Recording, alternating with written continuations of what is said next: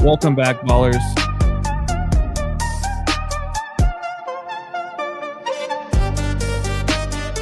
Can everyone hear me okay? Thumbs up in the chat, please.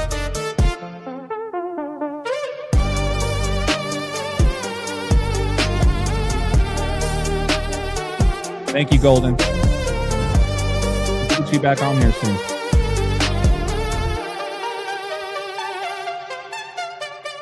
Good night, you.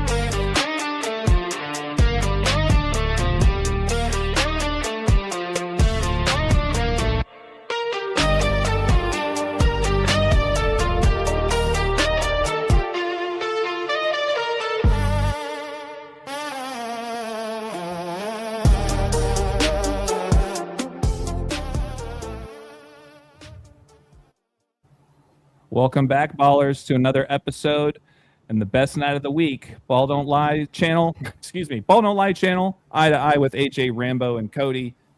First things first, Rambo, can you hear me okay? I can hear you. Can you hear me? I can hear you, brother. Thanks so much for joining. Yeah, Cody, I'm sure Cody will jump in. We know all about the time constraints he deals with, so hopefully he'll jump in when he can. But good to see everybody. Hello, Tin Rose, the usual suspects, Susan, Maggie, Coded Dogs. Anyone see Hughes's video on Trump's exit tomorrow? I am not sure about that one, so we'll probably have to check that out. Mr. S in the house. Anyways, yeah, let's get started. Dive into some quick intros here. My name is AJ, Balll Don't Lie, 3 L's in Ball. You guys can find all of my work here on YouTube, where we're streaming from tonight, as well as on Instagram at Balll Don't Lie, 3 L's in Ball. Decoding with Cody. I'll do a quick plug here for Cody. You guys can find his work at Decoding with Cody, spelt with K's instead of C's, 16461. He recently changed the end of his handle. So if you guys can't find him by just searching this in the search bar, this is how you can do it, 16461.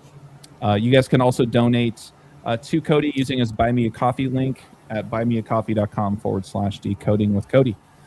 And last but certainly not least, Rambo, please let the viewers know where they can find you and support you, and some things that we'll touch on tonight. Yeah, thanks again. Look forward to a great show. Hopefully Cody will join us. But if not, I mean, you have your great contributions, and the chat has its contributions, and it should be a good show, as usual. So thanks again for putting it together. And this is where I can be found, patreon.com/thetruthcodes, and on instagram.com/thetruthcodes. And I guess the big event is the FIFA World Cup. Whether you're a soccer fan or not, you can appreciate that it is an event of such global importance that even if you're not into soccer, you should appreciate that. You know, it is something that should be taken seriously as far as its impact on the world and the human consciousness. So yes, it wrapped up finally, and there's so much in it because of its universal importance. There's so much to decode there. So I have, some things on that. The World Cup is still resonating as far as the impact that it has had symbolically. It ties into so many things: American sports, geopolitics. There's so much is tied into that. So yeah, I will have some more to add on to the FIFA World Cup that just concluded. Yeah, fantastic. And I know that you do have a video that we will kind of kick things off with on your end, which is also on your Instagram page. But just a reminder for everybody, Rambo does have a Patreon. It's $5 a month, not a day, not a week. He also has a free tier, so make sure that you guys sign up for that at the very least. Rambo's kind enough to be putting out content, carving out time for us every single week. So we appreciate you, Rambo.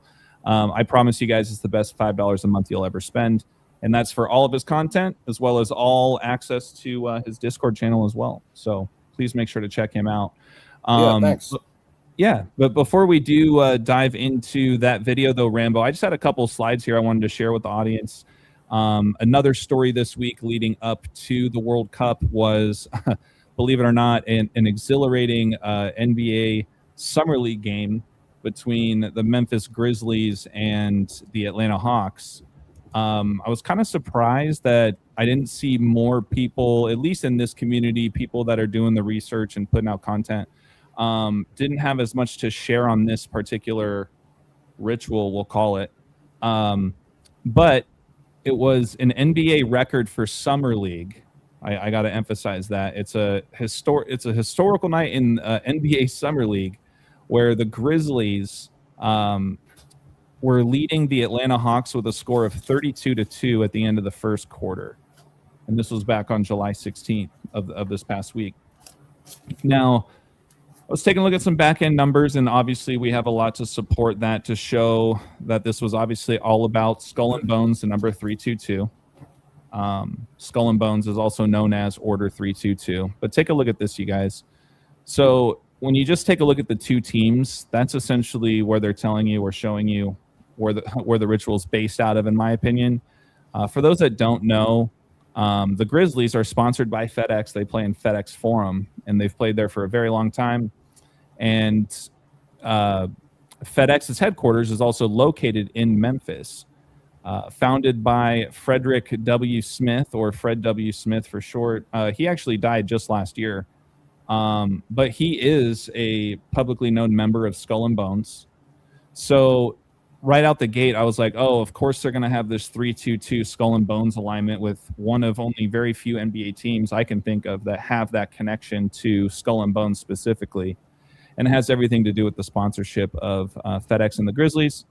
You might be wondering, why were they necessarily playing the Atlanta Hawks? Well, staying away from the numbers really as much as possible. When you take a look at Fred Smith, the founder of FedEx and a Skull and Bones member, well, his brother, Arthur, he had actually coached the Atlanta Falcons for 2 or 3 seasons here, it looks like, back in the early 2020s.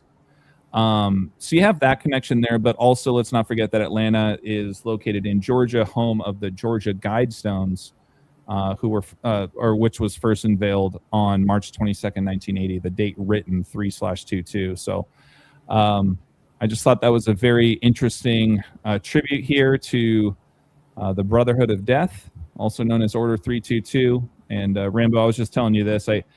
As I was looking more into this, I did think it was just interesting that, of course, they're going to have the X in the logo. FedEx is short for Federal Express.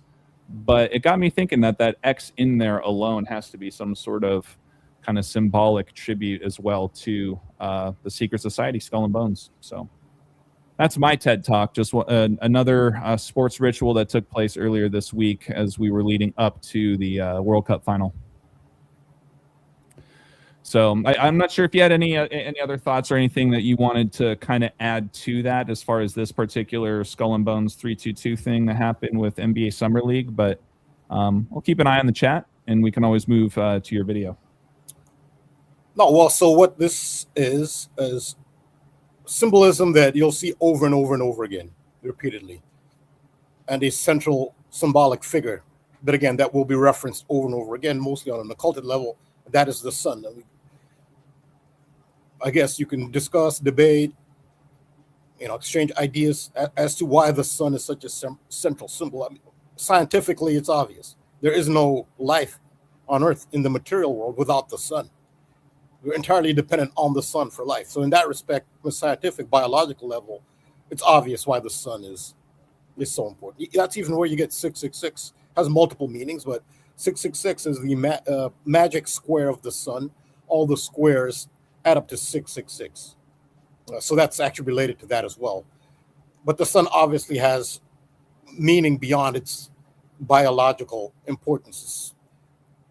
Culture after culture, since the beginning of civilization, have You can understand why they may worship the sun if you're primitive, because you didn't have modernity where you can ship in food from warmer climates during winter. If you live in a winter climate, you really appreciated the sun. So this is Leo, ruled by the sun. So you'll see a lot of Leo symbolism as well. This is leading into Leo as well. So the sun is about the cycle. I've always said how the most important symbol of all of them, you have twin pillars, very important. The all-seeing eye, single eye, it's extremely important. It's very ubiquitous. But the most important symbol is the cycle. And the cycle can be displayed in various ways: a wheel, bicycles, Ferris wheels. I talked about how there's an unusual importance placed on Ferris wheels across the world, even though they lose money. Like, why a Ferris wheel? So the wheel, the cycle. And so it has to do with more of the, you could say, metaphysical or spiritual, the non-physical aspects, which are very powerful. Just the unseen world is more powerful than the seen world. The spirit is eternal. So it's those spiritual, metaphysical aspects of the sun. It's the sun cycle. The sun is born in the spring. It has its summer solstice, where it's the highest point. Then it dies, quote unquote, at the autumnal equinox, and then it's in the underworld in its death, in the dead of winter.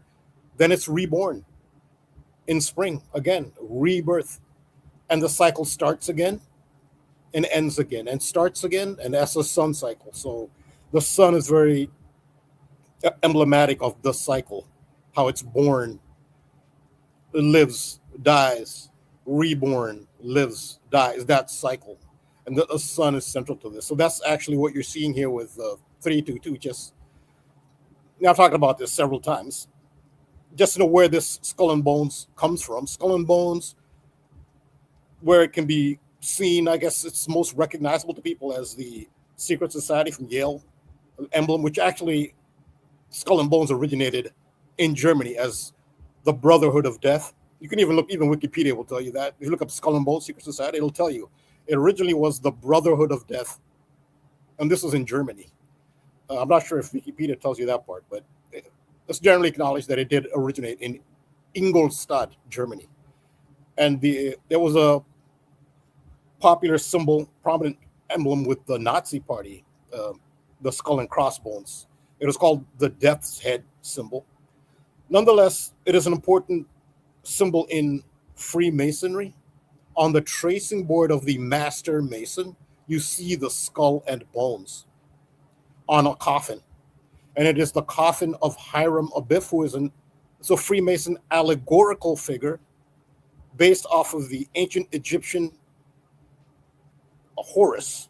So the resurrected Horus and Osiris. It's the Horus-Osiris legend is what is the basis of the Freemason allegory of Hiram Abiff, who is killed while he's he's almost finished constructing Solomon's temple. So on the tracing board of the master mason, you see the skull and bones on the coffin of Hiram Abiff, who dies before he's actually killed, before he can complete Solomon's temple. So that image is very important. And it can be taken in two different ways. It can be a warning. The positive meaning of the skull and bones on the coffin is a warning against destruction of the heart. And it's a warning against being impatient or trying to look for a shortcut, because Hiram Abiff is killed by people looking for a shortcut who want to get off the cycle. This is all about the cycle. They're impatient. They say, I'm done with this. I want to get off the cycle. And so they go to Hiram Abiff and try to extract, a secret word, which you can only know once you reach Hiram Abiff's level. And for them, it's going to take them a very long time to get there. So they try to extract it from him by force, which it's the worst thing they could have done for themselves, because now whatever progress they did make, they've erased it. Now they got to go all the way back to the beginning and start all over again, because they tried to extract by force something that they hadn't earned. It's a very important allegory. And it is an allegory. We'll see it in a lot of movies. He talked about the movie The Skulls. Remember the movie The Skulls that you recommended, AJ? It was based off of Skull and Bones. It was a fictional secret society that did take place in Yale. So it's obviously in the movie they were referring to Skull and Bones, and it starred Paul Walker. But that was the moral to the story in The Skulls. And look at what they named the movie, The Skulls. It's a reference to this. And what it was, the moral to the story there was, do you want to actually earn what you get in this material world, which might not be much materially?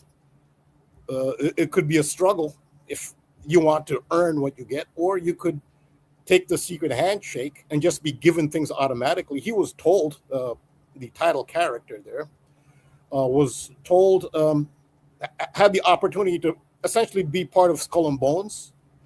He would have gotten the Ivy League law school of his choice. Now, they weren't going to test him for it to see if he's qualified. No, they're going to just give it to him. You can get the Ivy League law school of your choice. What do you want? Yale, Harvard, law, which pick one, boom, and you're going to get it. But that's if he joined. And the moral of the story is, is that what you want? You want material comfort, but at the expense of actually literally building your soul? Or do you have the strength to deal with the hardships of a meritocratic system, like where you earn things based on you earn it through learning the very, very, very hard lessons, and you understand what the value of that, which might not be tangible in material terms, but in spiritual terms. And we talk about the cycle. Well, how do you get off the cycle? When you go into the spirit realm, there is no cycle because you're eternal. That's a moral to the story of Skulls. And I gotta look into. Well, yeah, I mean, since we're talking about the Skulls movie, I always heard about this other movie. I never knew what it was about until recently. It's a 2006 movie called The Good Shepherd. Yeah, with Matt Damon, and I haven't seen it yet, but I've seen clips. It was on my Insta Explore page or something, and they were talking about the Skull and Bones rituals that Damon's character goes through with that one. So I'll be curious to watch that one. But what's up, Codes? Good to see you, man. What's up, guys? Can you hear me? Yeah, I can hear you. Good to hear you. Thanks for jumping in, brother. We were just touching on. I don't know if you saw in the NBA Summer League this past week, but the Grizzlies made Summer League history with a 32-2 lead at the end of the first quarter in one of their games last week on July 16th. And we were just talking about, the reason why these teams were involved. Memphis, they're sponsored by FedEx. The founder of FedEx is a Skull and Bones member. So you got that connection. And then why Atlanta? Well, it's home of Georgia, home of the Georgia Guidestones with that 322 founding date. And Fred Smith, the founder of FedEx, his brother actually coached the Atlanta Hawks for a few seasons a couple years ago. And then we were just talking about how that X in FedEx is kind of somewhat of an homage to good old Skull and Bones 322. And then we were just talking about the skulls and where they originated from. Rambo was mentioning that they were originally the Brotherhood of Death, and they actually were founded in Germany, right? Yeah, Ingolstadt, Germany. Ingolstadt, yeah. Right. Yeah, that's crazy. That was the wasn't the okay. It was just the score of the first. Okay, but yeah, 3-2-2. Like, yeah, that's a good catch. I'm not even obviously paying attention to the leagues to that league right now, but that's crazy that they're doing such rituals down there as well. Yeah, exactly. I mean, it's just a summer league game. Yeah. But so that's wild. Yeah, so this ties into like I said, the Freemasonic allegory of Hiram Abiff, architect of Solomon's Temple, which is based off of the Osiris legend of ancient Egypt. So one of the capitals of ancient Egypt was Memphis. Memphis was a capital of ancient Egypt. So the mythology and history of ancient Egypt, I mean, you can't escape it. It's central just to the world we live in now. It's central to Freemasonry. And Memphis being a capital of ancient Egypt is why they're using Memphis. Now the hawk, you made the connection with the hawk and Atlanta and the Atlanta Falcons. The falcon is a symbol of the two sun gods of ancient Egypt, who is Horus is the newborn sun. It's about the cycle. So Horus is not the sun god per se. Horus is specifically the resurrected sun, the baby sun. I can go into that. I've got a whole bunch of decodes I have to do. The videos are very painstaking to make, but I do have one on the baby symbols. There's been a lot of baby symbolism around the World Cup. The baby is primarily, when you see baby symbolism, it could be many things, but specifically, it is Horus. Horus is the baby sun, the newborn sun. This is about the cycle, the reborn sun. This is about it's about a new age. We're coming into a new age. You can call it what you will, the age of Horus, Aeon of Horus, Aleister Crowley referred to it as, or the age of Aquarius, which is related as well, it's astrological. But we're entering into a new era for the human race. And it doesn't have to be gloom and doom. There are people who have power, who do not have humans' best interest at heart, who want that new age to be in accordance with a vision that they have, which is not necessarily good for humans, their vision of human. And you can ask who, quote unquote, they are, who's at the top. There is some architect wizard behind the scenes. Well, these powerful forces, and they're the ones who have, influences all the major institutions, such as the NBA and governments, who do things like this, rituals like this, the NBA ritual 322. But what they're trying to do is create an energy vibration, a manifestation for the new age, because there's a power above them which dictates that there will be a new era around this time. We're in the transition period. You could say that comes from God, the power of the universe. So what they want to do is understand the forces of the universe and manipulate them to their benefit.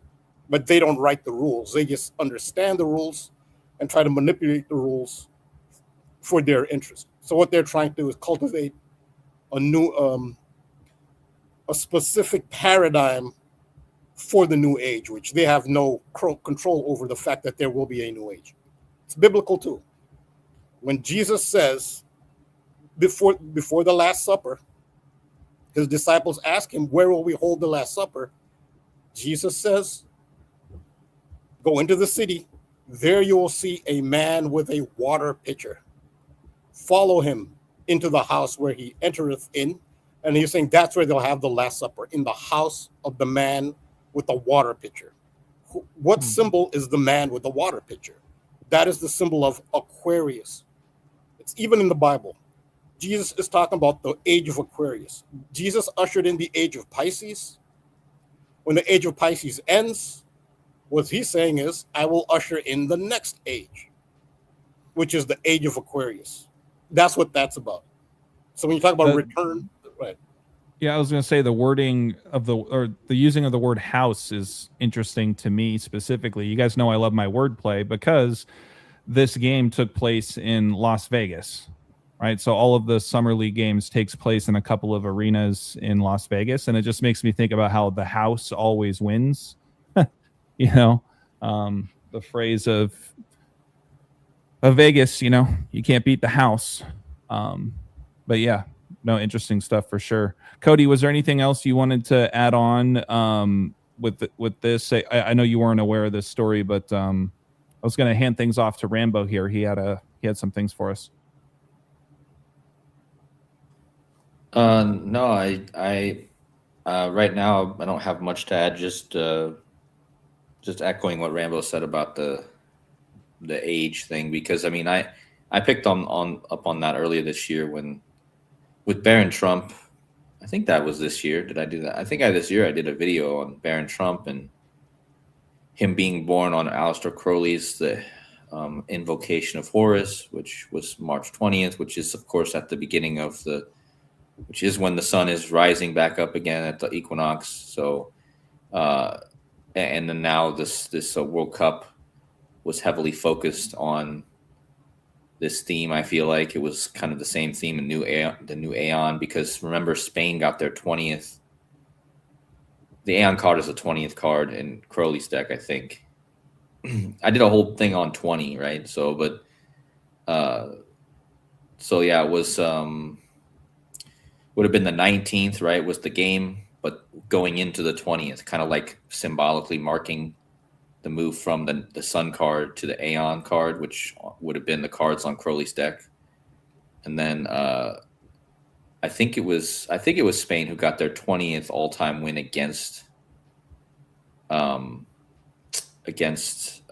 Argentina, which would also be kind of symbolic of the new Aeon. And then not only that, but obviously Spain went 2-0 in World Cup finals.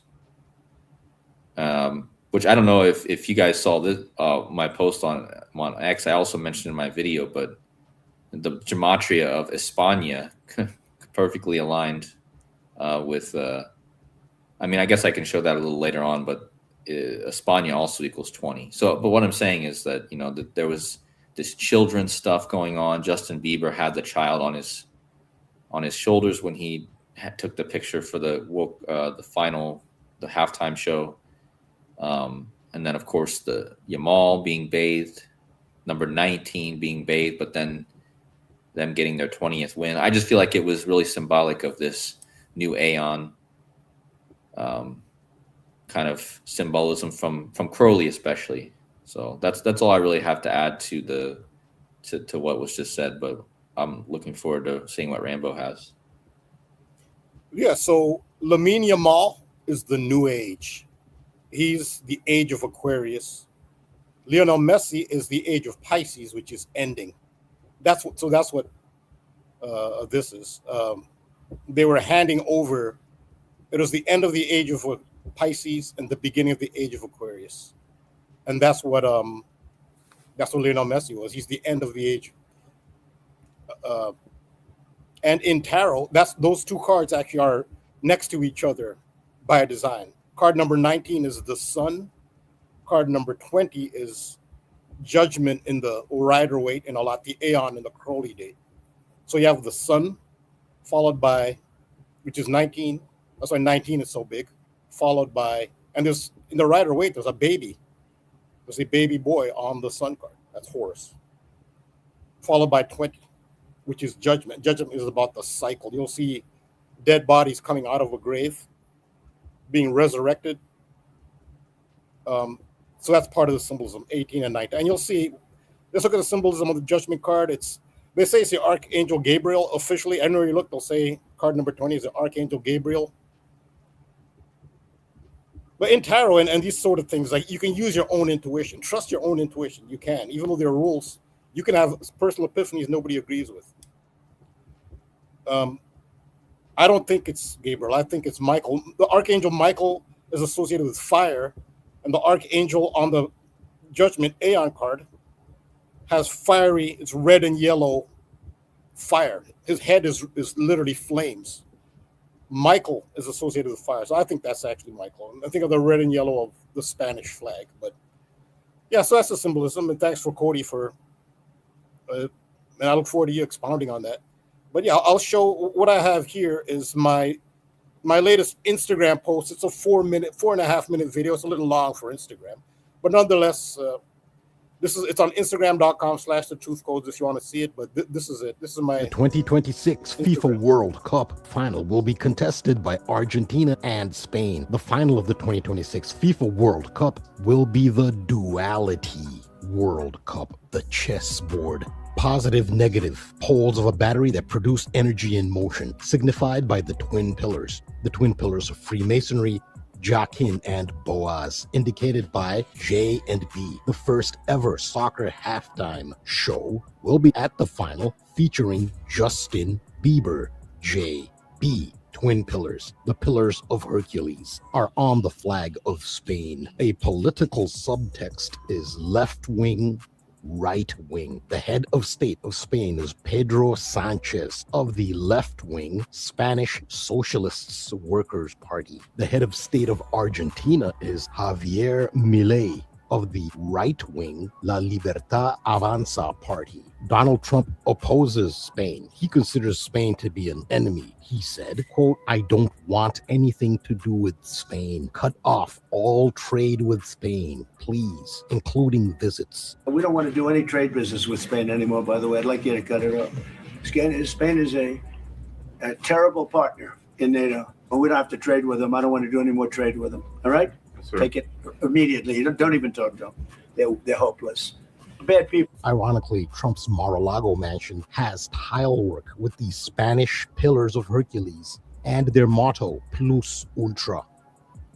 Spain opposes the attack on Iran by the United States and Israel. Spain opposes the genocide by Israel in Gaza. Argentina supports the attacks in Gaza and in Iran. Benjamin Netanyahu said, quote, "I support Argentina. Milei is a great friend of Israel." This was in reference to the World Cup. He supports Argentina politically and in the World Cup. The leading roles for Spain and Argentina are teenager Lamine Yamal and super veteran 39-year-old Lionel Messi, respectively. Both are of the Cancer zodiac. Cancer has a powerful duality. The sign of Cancer is ruled by the moon. Yet, Cancer is at the time at which the sun is at its highest point and the hottest time of the year. The 2026 FIFA World Cup has been co-hosted by Mexico and opened in Mexico City. Mexico City is close to the ancient Teotihuacan complex, which contains the Pyramid of the Sun and the Pyramid of the Moon. Palestine-Israel duality. At Barcelona's 2026 Spanish La Liga Championship Parade, Lamine Yamal waved a large Palestinian flag.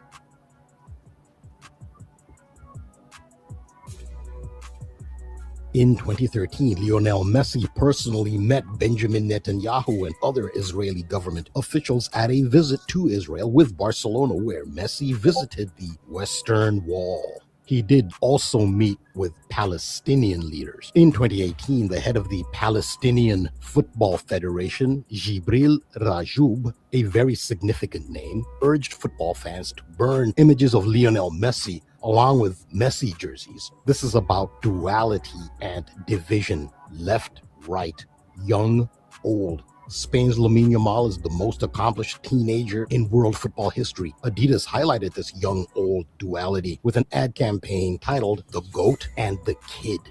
Black, white. Lamine Yamal is black. Lionel Messi is white. The name of the Palestinian Football Federation leader who encouraged the burning of all things related to Lionel Messi, Jibril Rajoub. In the reverse simple cipher of English gematria, the letters that make up the name Jibril Rajoub sum to 197. 197 is the date, 19th July. 19th July is the date of the final of the 2026 FIFA World Cup, the duality final.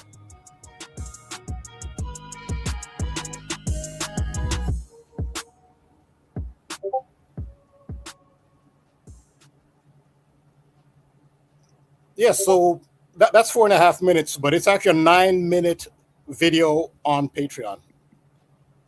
And again, you should join for free. This video I did put up for free. So it's a full 9-minute video on Patreon.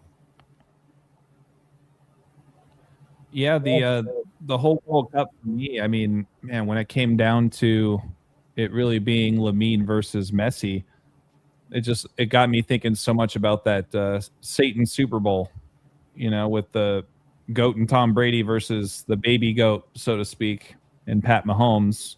And, you know, Pat Mahomes, you know, playing in Kansas City, and that's where Messi was playing at least some of his games during the World Cup, right? So anyways, yeah, there was a lot of things to consider, but when you mentioned the change of going from the age of Pisces to the age of Aquarius, it makes a lot of sense. As you know, especially because we mentioned this I think last stream about them recently now incorporating these hydration breaks. Is that what they're calling them? Yeah, hydration break. Yep.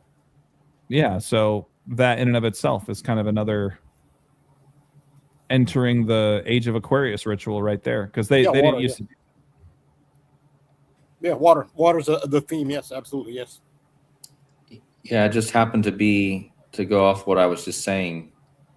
I just checked back and looked, but all the stuff I talked about earlier this year about the invocation of Horus, the whole Bam Adebayo thing was kind of connected to that. I remember I did a whole thing on Aleister Crowley because Wilt Chamberlain, he equals do what thou wilt or something. What does he equal? No, he equals the book of the law, Liber Alvel Legis, and then of course Wilt Chamberlain, do what thou wilt.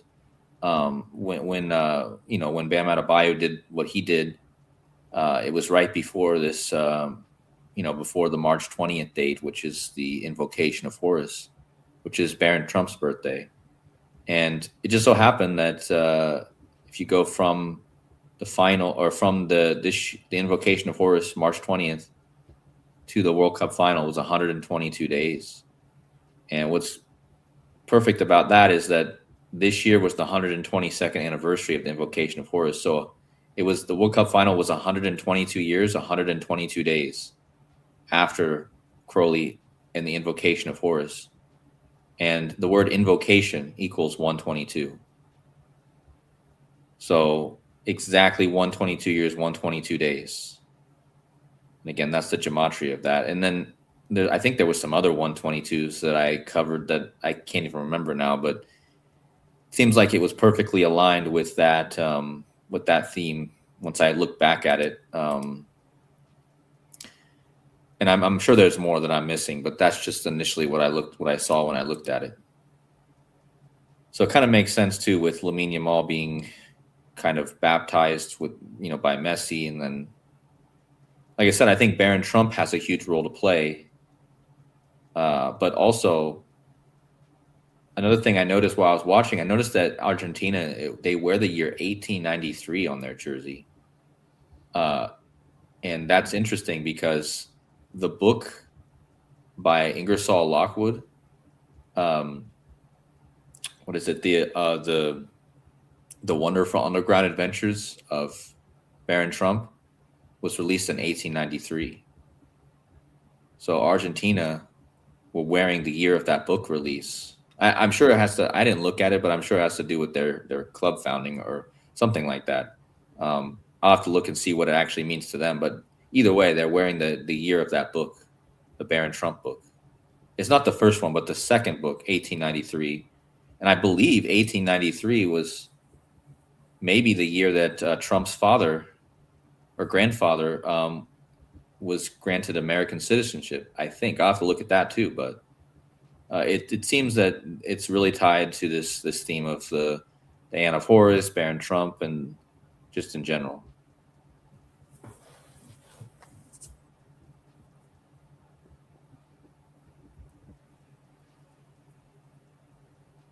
Yeah, and I'm pretty sure the eclipse next year will be pretty big because the eclipse is going through. In my video, I talked about the pyramid of the sun and pyramid of the moon. And remember what happened earlier this year, where there was this shooting death at the pyramid of the moon. And that's in Mexico City. That's like 40 miles. It's right near Mexico City, which is where this World Cup actually started. So Mexico's a co-host. The opening game was Mexico City, which is actually on the same ley line. You can talk about ley line energy, which is very important as a energy grid across the world, which has been understood by all ancient cultures. That's where you have stadiums are built on ley lines, government buildings, palaces, burial grounds, very important, are built. Major events happen on ley lines because the energy goes into the ley line and goes across the entire world on the ley line. So these are not official terms that you can look up. Just certain people do work on it and research on ley lines. Someone I know of who's pretty much done extensive work on ley lines is called Peter Shampoo. Her name sounds like shampoo, but it's spelled with the French spelling. CHAMPOUX, shampoo. he's done extensive work on ley lines. And so one of the main ley lines, which is a popular one, is, again, these things don't have official names, but unofficially it's called the Acadian ley line. You can just look at a map and you can see that a lot of cities are in the same line, and that can't be a coincidence. If 3 cities are in the same line, yeah, I mean, that's not a big deal. Even 4, but 6, 7, 8 cities in the same line, then that's by design. Nature does not make perfectly straight lines. Teotihuacan, New Orleans, all the major energy rituals that happen in New Orleans. The Superdome is there. New Orleans is a place where it makes no sense to build a city. There wasn't always a city there in that location. It's a swamp. You can't build foundations. And it's below sea level. You have a swampy land below sea level is the worst place to build a city. Why would you build a city there? There are other places you could build a city. Nobody forced anyone to build a city there. You see just the location. I mean, Holland is different because Europe is small. You have very little land. You really can't go anywhere. But the United States, I mean, just the land is huge. There's no reason to build a city there, but they did. Why? Because it's on the ley line. It's because of the ley line energy they built it, and they got their big ritual there. But Teotihuacan, New Orleans, I'm not sure about Atlanta, but Washington, D.C., Philadelphia, New York City, Boston, they're all on that same line. It's going all the way back to Teotihuacan. When an event happens like 9/11, that energy goes throughout the ley line. It goes to Philadelphia. It goes through D.C., the 9/11 energy. It goes all the way down to New Orleans. And the big New Orleans event of Katrina, that goes through the same ley line. It goes through Mexico City, and it goes to Teotihuacan. And if you look at the layout of Teotihuacan, it's built like a circuit board. Or you could say the other way around. The circuit board is built like the layout of the Teotihuacan complex, a computer circuit board on a motherboard. That same ley line goes through Stonehenge in Britain, and it goes all the way to Amman, Jordan. You talk about Jordan. Amman, Jordan, the capital of Jordan, is the original Philadelphia that's mentioned in the Bible, which is why Philadelphia is on the same ley line, which is why Philadelphia is named after Amman, Jordan, the original city of brotherly love. That's the importance of ley line energy. Now, if you want the most powerful ley line energy is where ley lines intersect. When 2 ley lines intersect, you get a vortex. Then you're really dealing with a lot of energy. So a lot of these locations, they're all on that one ley line, but there are other ley lines that intersect them. And when you have an intersection, you have a vortex. So yeah, that's a big part of the ritual. It's science and magic are actually the same thing. And in a follow-up decode I mentioned, I talked about the duality of the poles, male, female, sun, moon. These are hermetic principles. Yeah, go ahead. And we did talk a little bit briefly, Rambo, just about when we were watching the Rip the Script commercial, that there were at least 2 or 3 examples I can think of off the top of my head where there was that falling of towers, multiple tower symbolism. Yeah. And we've talked extensively for years now at this point with the yellow and red and Hulk Hogan and, his Twin Towers ritual and things like that. But yeah, I mean, makes it difficult to kind of see which way they would be going with it. Does that mean that Spain's going to crumble like the Twin Towers? And in this case, obviously, Yamal comes out on top. But I just want to point out that that commercial did emphasize a lot about the towers. Yeah, that it's hard to tell with these symbols. That would seem to suggest that the towers would fall. The only reason I don't think a Nike commercial is the best place to look for clues is because it's too restrictive. It's only going to show you Nike athletes. Mm-hmm. So if some athlete who's not wearing Nike is to win, well, that can't be reflected in a Nike ad. So that's why I didn't think a Nike ad was really the best place to look for clues, because it's going to it'll only show you Nike athletes and not an overview, right. Yeah. I think they did, though. I think they kind of did find a way to sneak this outer stuff in there, because think about how the kid is central to that Nike Yeah, that's a Nike good point. commercial. The kid is the second to last one, or he's the one trying to get the ball at the end, right? So maybe that represented Yamin Lamal, you know, since he couldn't actually be in the commercial. He's not a Nike athlete, but kind of outside of that, I feel like that's that kid trying to run to get the ball was kind of very symbolic of the same theme that we ended up having at the final. That's a great point for sure. And Holland, you know, he ended up being the one to actually kick the ball. His birthday was just 2 days after the World Cup final, so it kind of just seems, you know, like a bit of a way that they were able to kind of sneak that in there. But I get what Rambo's saying, though. It was kind of hard to give too much. And there was a Spain. Oh, there was a Spain player in the video, and the guy who actually assisted on the game-winning goal, Williams. Oh yeah. Okay. So Nico Williams was actually in the World Cup in that video, and he was the one who actually assisted on the goal in the World Cup final. So I think there was clues there. Obviously, you know, Holland, you know, he ended up making, and even my Dutch stuff is still relevant because it's, you know, the Dutch are very connected with Spain. Again, this is the reason that the Dutch were so important. I think the reason I caught on to that so much is that the Dutch were the team that Spain beat 16 years ago on the eclipse. Again, the only World Cup final to ever take place on an eclipse was Spain versus Netherlands. And again, the king of Spain, or Spain, used to be in control of Netherlands before they had their revolt. So that was why I caught on to all these Netherlands things. It was still a huge part of that whole thing. Yeah, so I did do a follow-up decode in a written text. And so one aspect of this, in hindsight is always 2020, I know.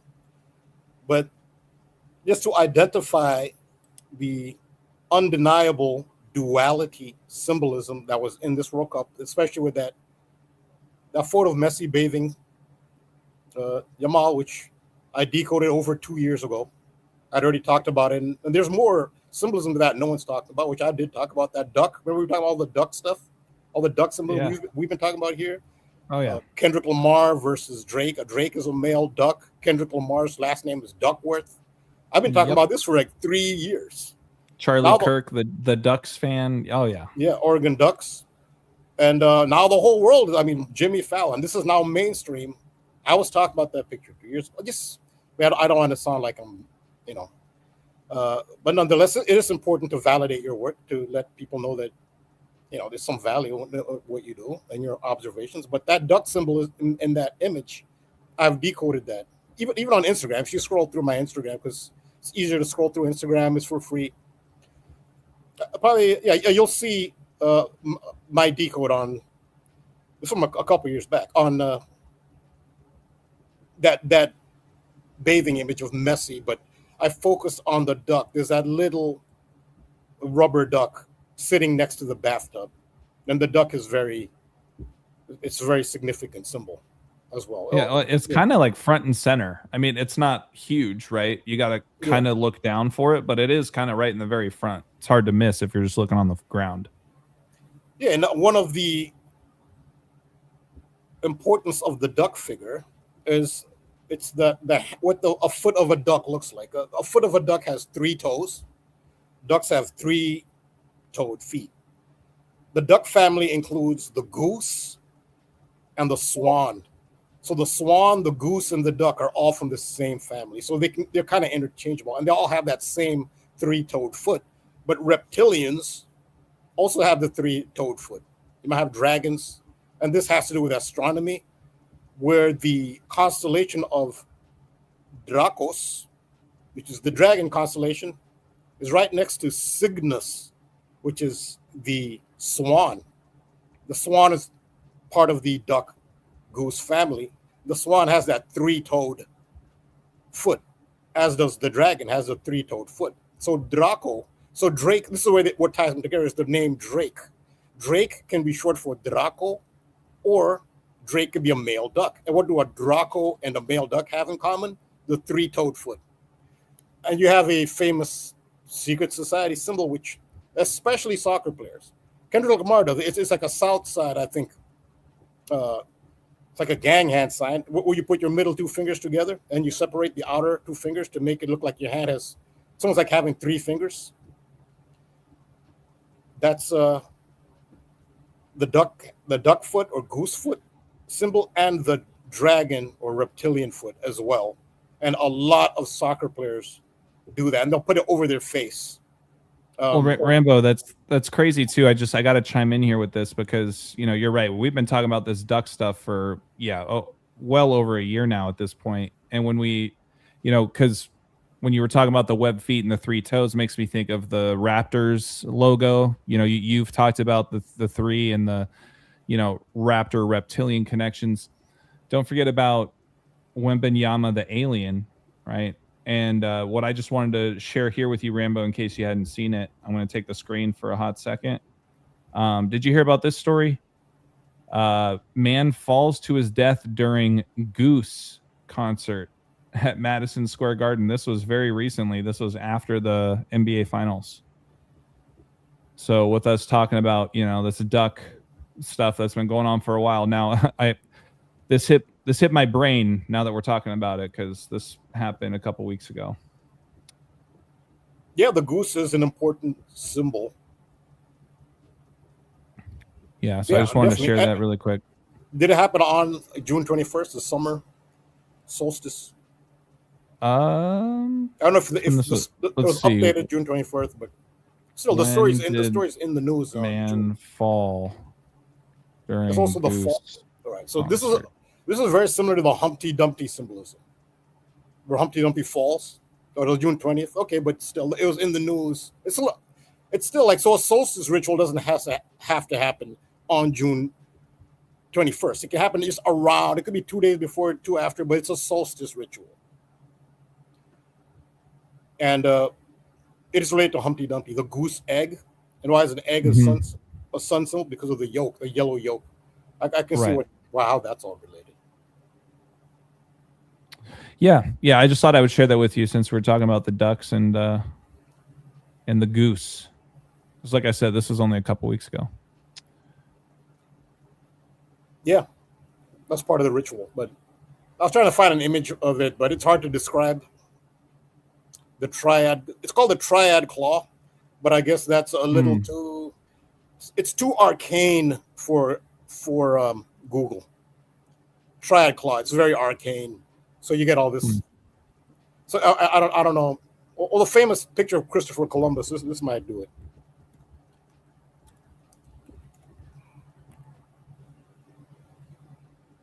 Yeah, here it is. This is the triad claw. Yeah, I've seen certain channels point out like a lot of different paintings of people that have had their hands posed like that. Yeah, Adolf Hitler has an official portrait like this. It's called the triad claw. But what a lot of athletes do is they put it on their face. A lot, especially soccer players. So, and that's part of the duck foot, the goose foot. And again, goose and duck and the dragon, Drake, which is the constellation Cygnus, next to Draco. Cygnus is the swan. They have Drake. Draco is Drake. And Drake is also a male duck. So that's double symbolism. And think of Drake. Who's the most famous Drake? As the singer from Toronto, who's also an ambassador for the Toronto Raptors. And think of the Toronto Raptors symbol. It's a reptilian. You have even in the Raptors logo, these are like the 3 claws. Right. It's 3 claws. Like some of them will have, but the raptor, you can see the raptor has, here's a good example. This is the triad claw. And that's why I think so interesting too now, especially that Kawhi Leonard is going back to the Raptors, and his nickname for the longest time has been the Claw because of how that's a good freakish. Yeah, how freakishly large his hands are. The Claw is one of his most popular nicknames. So it's like so he was traded to Toronto, then wins a championship, then he leaves, and then comes back, and then gets traded back to Toronto with the Claw as their logo. You know. Yeah, and of course, and the ambassador for the Raptors is Drake. So Drake, dragon plus male duck, and ducks have. There you go. The same thing. Yeah, there's your duck foot. The three toes. Very important symbolism. Christopher Columbus, they have Christopher Columbus, they have Hitler, they have Ignatius of Loyola, one of the co-founders of the Jesuit order. Let's see if that picture comes up. Ignatius of Loyola.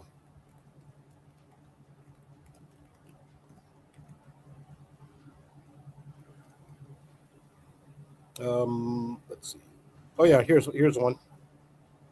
This is not as clear because his middle fingers are not really as separate, but you get the idea. There's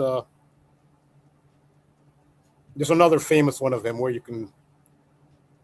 It's a more clear demonstration of the triad claw, but he does it too. He's portrayed in official iconography, official portraits, doing the triad claw. So, yes, a lot of famous entities. Sometimes they do it differently. They'll put their hand up like this. So it's another example.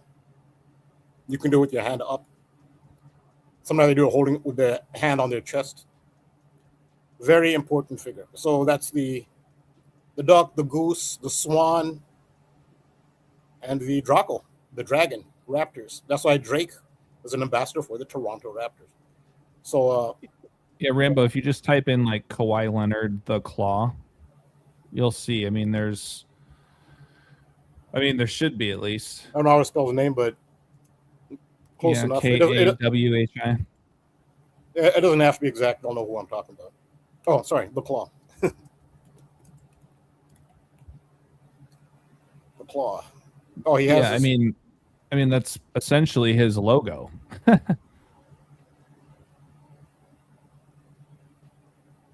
Yeah, so there's deeper symbolism to this, and I have another video that's out for patrons. It's called Empire. I have more to add to that. Like most decodes, I have more to add on my Empire video. I think it's only 9 minutes or so, 8 minutes. It's called Empire, or part of this. This doesn't explain the whole thing. It has to do with the Sumerian mythology and ancient Sumerian history, and the Sumerian god / king. So the kings in the ancient Sumerian pantheon are described like physical flesh and blood beings, kings and queens, and gods. So they're both. And it is Marduk. I have a video titled Empire, which has to do with the Empire State Building. Even KODI did a great video on the Empire State Building incident where the two people climbed. It has to do with in part, the ancient Sumerian mythology, the god king. See, even before I typed it, Marduk and dragon. He has a dragon called Mushusu. Mushusu is the dragon of Marduk. This is a depiction of Marduk, the ancient Sumerian god, and this is his dragon, Mushusu. Now, he also did slay another dragon in mythology, which is Tiamat. It's not the same dragon. So Tiamat is the dragon that Marduk slayed. But Marduk's symbol is Mushusu, who is a dragon. So not all the time, but very often when you see dragon symbolism, it is a reference to Marduk, god and king. This is Mushusu. It's very common image from Babylon on the gates of Babylon. Is this dragon of Marduk. Marduk was king of Babylon. So Marduk is also Lucifer. I'm kind of getting, I don't want to branch off to too many different subjects because now it's kind of all over the place, but just there's so much symbolism just to give a general idea where this dragon symbolism maybe relating to is Marduk. Marduk is a Babylonian, Sumerian god king. Well, Rambo, I think one to maybe follow up and bring up here if you can. Spadium was saying, look up Lamine Yamal's hand necklace displaying the duck hand symbol. Oh yeah, I so what that hadn't is? seen Okay, I know what that is. So that's not really the duck. So what that one is, and maybe that is part of it. That's called his 304 symbol. That's his neighborhood. So his neighborhood in Barcelona, where he grew up, where a lot of the immigrant community, it's the hood. It's the hood of Barcelona. It's in the outskirts.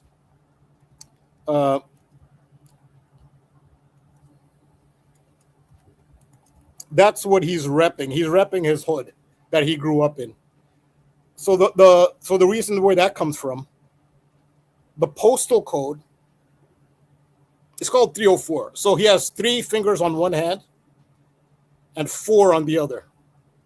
And he has a 0. So his thumb and index finger are a 0. So it's 3 fingers, a 0, and a 4. Now what that is, it's the postal code of the neighborhood that he grew up in Barcelona, which is, it's a lower income neighborhood. That's where his family first moved to. And the last 3 digits of the postal, they do it here in the United States. It's become popular now. But here you use the phone code. So people from New York City might go with 212. North of New York City, there are a lot of, in the hip hop community, there are a lot of rappers who came out of Yonkers. Yonkers is immediately north of New York City, north of the Bronx. The biggest rapper from Yonkers was DMX. That's in Westchester County. And so you'll see a lot of 718. 718 is the area code for Westchester. It's become very popular to use in the United States. Also in just youth culture and hip hop, you use the first 3 numbers of your phone area code. 718, that's Westchester County. You'll see a lot of that. 212 for Manhattan. Across the country, they do that. 513 is Cincinnati. The Society of the Cincinnati, an elite order, was founded on May 13th. It was named after Roman Emperor Cincinnatus. That is why they gave Cincinnati the 513 phone code. So Cincinnati's nickname is the 513. So they do that in the United States. And usually these things that start in the United States go across the world. The United States more or less dominates world culture, especially youth culture and pop culture. United States dominates it completely around the world. That's where this started. It started from the United States. So what they started doing here is using the postal code. The last 3 letters of the postal code for Lamine Yamal's neighborhood is 304. Well, Spadium does say in the comment necklace. I'm not sure if that was a typo. Yeah, so he does have a necklace. He does have a necklace, a pendant, which has his hands on it. Got it. Okay. Maybe the triad. So here's his necklace. Maybe the triad claw is part of it, but the main reason is, this is his necklace. Got it. Okay. But the interesting thing about his necklace is I don't see 4 fingers. So I guess he has a point there, because I don't see 4 fingers. It's actually just 3. It should be 3 and 4, but this is weird looking. It doesn't look like 3 and 4. And I'm sure fans are going out there buying the necklace. Now you can buy it online because he starts it, the celebrities they want you to worship them. And it doesn't have 4. That's very interesting. So that's actually a good point. It only has 3 fingers. In fact, it looks like a 2 and a 3. What is that? I thought it's supposed to be 3 and a 4. It's 2 and 3. What's that? Michael Jordan? You know what? I don't know if this is answering anything, but just if you look at the photo of actual Lamine Yamal, see how his fingers are taped? Yep. Just like. Yeah. So, I mean, that's the triad claw, right? That is the triad claw. Absolutely. Yes. Yeah. So I'm just saying, I know typically he would do 4. Yeah. If his But in this particular case, yeah, you know, they're going to tape his fingers like that. I mean, to me, I don't know if that's where the necklace is coming from, if it's a tribute to that with a bandaged hand or what. But yeah, no, so Spadium, that's a good observation. Yeah, good observation. But clearly on the necklace, they don't have 4 fingers. It almost looks like one finger's been amputated, literally. Doesn't it look like his index finger is amputated on the necklace? That's so bizarre. I'm afraid to click on some of these sketchy websites so you can get some stuff you don't want popping up. But that is interesting. Yeah, they do amputate. They literally, it's amputated. One of the fingers is amputated, which is another ritual. Severing of fingers is another ritual. We could get into that. Marina Abramovich with her spirit cooking, cutting into the left hand. I did a decode on that, which YouTube deleted when I had a YouTube channel. I did a decode video on the finger severing and cutting rituals, and YouTube deleted the video and called it cyberbullying. But yeah, there's a lot into this. So this is also part of the finger cutting, which has to do with Osiris. That's what this has to do. So what is the cross? Okay, now as we're doing, I can see where they're coming from with this. Right, okay, so what they've done is they've severed the index finger in his pendant. It's supposed to be a 4, and it isn't, because they've severed the index finger. Severing of a finger is an Osiris ritual, and this whole cross arm celebrations, many people do it, is based on Osiris. Osiris, which has to do with the X, crossed arms. So this is Osiris, depicted from ancient Egypt, with his arms crossed. You see how similar that is? A lot of celebrities will. This is a sarcophagus with the X. We just said everything goes back to Egypt. Somebody in the comments said everything goes back to Egypt. Yes, it's and Sumer as well. Egypt and Sumer seem to be the main sources of everything that's happening today, including this. So you have a soccer star, pop culture. He's doing this. This is Osiris. He's imitating Osiris. And so what does the severing of the index finger have to do with Osiris? That's emblematic of the legend of Osiris. Osiris is killed by Set, and Set cuts Osiris's corpse into 14 pieces. Isis is able to find and reassemble, because in legend, Set scatters the 14 pieces of Osiris's corpse all over Egypt. Isis is able to reassemble 13 pieces of Osiris. She cannot find the 14th piece, which is the phallus of Osiris, which Set threw into the river Nile. And it was consumed in some interpretations by a crocodile, in other interpretations by a catfish. There's that famous picture of John Podesta. This is part of my decode. Many people, this is not my original thought. John Podesta, 14, fish, hand. I'll say signs. Very famous from John Podesta. So John Podesta, he used to be a very powerful political figure in Washington, D.C. with the Democratic Party, and he was also behind the Barack Obama's successful campaigns. He's faded since then. You don't hear about him, but he was famously pictured with a fish on one hand and a 14. This is from the Osiris legend. Interesting. The woman who posted this up on her, it was first posted on Facebook. The woman, she was part of his campaign, one of his, I guess, campaign managers or something. Her name was Fisher. Interestingly, her name was actually Fisher. Osiris was cut into 14 pieces. Isis can reassemble 13. She cannot find the 14th, which is the most crucial piece of Osiris, which is his generative organ, his phallus. That's the 14th piece of Osiris. He can't find it because Set threw it into the River Nile, and a catfish consumed it. A catfish consumed the 14th piece of Osiris. And what is odd about this picture is his weird finger. This just looks odd. So what this almost looks like, it's appearance, and it's very scarred under here. Oh, it's hard to get a close-up of it. Oh, good, great. You can blow it up. You can see his finger is scarred. And it's just odd. It's just out of whack. We talk about a triad claw. This isn't a triad claw. This finger almost looks like it was surgical. It had to have surgery. It was either partially cut, if not entirely severed, and reattached.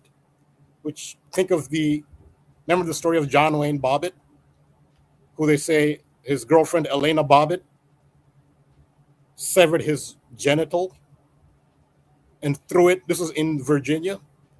Then they got a search crew and found John Wayne Bobbitt's severed member and surgically reattached it. And then John Wayne Bobbitt did some porn movies to show that, look, it still functions.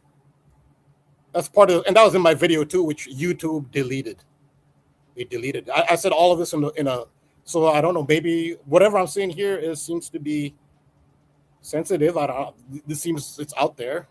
But if you still have the video, you might be able to post it on your Patreon. No, I don't know if you still. I don't have the video, but I can remember the notes. But yeah, it sounds like it ruffled some feathers. That's the only decode that YouTube deleted themselves. It was gone. It was gone within hours of uploading it. It was gone.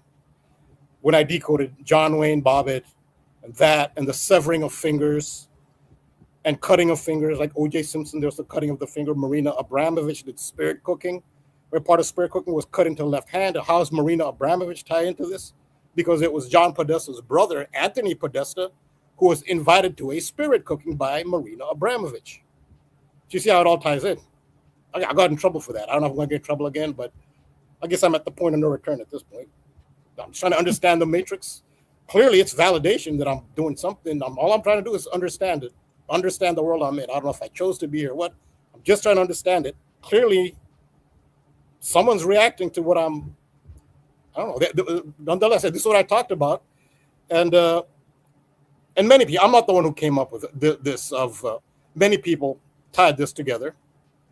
And I learned from them. The fish of I actually first learned about this from a video from Marty Leeds. That's actually where I first saw this connection of the catfish and this. But I tied a lot of other stuff together. This finger that was surgically reattached, and that's part of the Osiris. So going back to so you can see how Lamine Yamal ties into this. You kind of put this in context. This is to give context to, again, what's going on in the World Cup now. Then he comes up with this necklace with a severed index finger. It does not say 304. That's his hood. He said, I'm repping my hood. Well, you're not repping 304 here with your necklace because it doesn't have 304. This is a severed index finger, which represents the phallus of Osiris, the 14th piece of Osiris. That's what this is. This is the phallus of Osiris that was cut off by Set. That's just such a like big difference. You know what I mean? Like the whole thing, right? It's just such a glaringly obvious, like, you know what I mean? It's not like this subtle little thing you look at. It's like this whole finger, for the sake of what this whole hand pose represents. Like the finger is extremely important and it's not there. It's just so weird. Yeah, it's blatant. You're right. It's not subtle. No, because they've let the world know what it is. It's his neighborhood. It's the last three numbers of his postal code. Then he comes out with this. Like, people have to ask, so what's going on here? Yeah. Interesting. Well, I was just gonna say, we were talking about him and things like that, and it reminds me of the pinky in him. Absolutely. Cody, I was thinking of that too. Yeah, Cody, were you gonna say something? I'm not sure if I heard you. No, I just wanted to say like about the 304 because there's got to be something with that, right? Oh Well, yeah, there's a lot with the 304. But yeah. if you maybe Rambo already knows this, but if you type in Messi's full name, it equals 304. I actually saw you put that on Discord. I saw it from your Discord. But I have some other stuff on 304. But yeah, I saw you mention that. Yeah. And also considering the Egypt connection, if you go from this World Cup final to the Egypt eclipse, it's 380 days. Well, 380 is the 304th prime, or sorry, 304th composite. So yeah, 380 is the 304 composite. There was a few other things I had found too. There's a lot of 380s aligning with the World Cup final. Now I can't remember them, but that is the 304 composite. And another interesting 304 in Latin, it's Muhammad. Muhammad equals 304. And So yeah, think about this is illustrating what you said here. The World Cup end date. This is the date of the Great Eclipse, which is a phenomenal eclipse. I think it's the greatest eclipse of all time, literally, when you consider everything. It's a span of 380 days, like you said. Yeah, 304 composite. It's right there at the top there, where it says it, right below the factors, the prime factors. Oh, 304. Okay, yeah, it's hard to see. All right, here it is. Yeah, it needs to be bigger, I think, but yeah, it's 304 composite. Yep. Also, scroll up a little bit. Oh, never mind. I thought that said 2319, but it's 2519. Never mind. But yeah, the 304 is there. You got again. I think it's interesting that Muhammad equals 304 because Yamal is a Muslim. So, and the eclipse is going over Mecca. Yeah. Yep. So I think that there's a few other 304s I have, but the again, Messi's full name 304, and then in the same cipher, that old magazine from The Economist, which is the one thing I've always kept 304 in my mind is because I've known this for a long time, but The Economist magazine with the phoenix, with the coin rising out of the ashes with the 10, which is of course Messi's number. If you look up the gematria of the phrase on that cover, get ready for a world currency, it equals 304. So that is probably going to be a video I'm going to be doing. I'm still putting pieces together, but this again connects to my XRP code because Yamin Lamal's birthday is the XRP date when July 13th is the date that XRP became declared by a New York judge that it was not a security. And so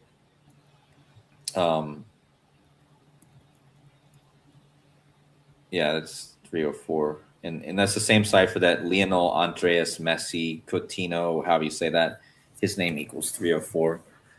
Look, it has Yamal's birthday. Look at that, 13/7. Yeah, and again, 13/7 is the day that the judge in New York declared XRP not a security. That was 1 year before Trump got shot.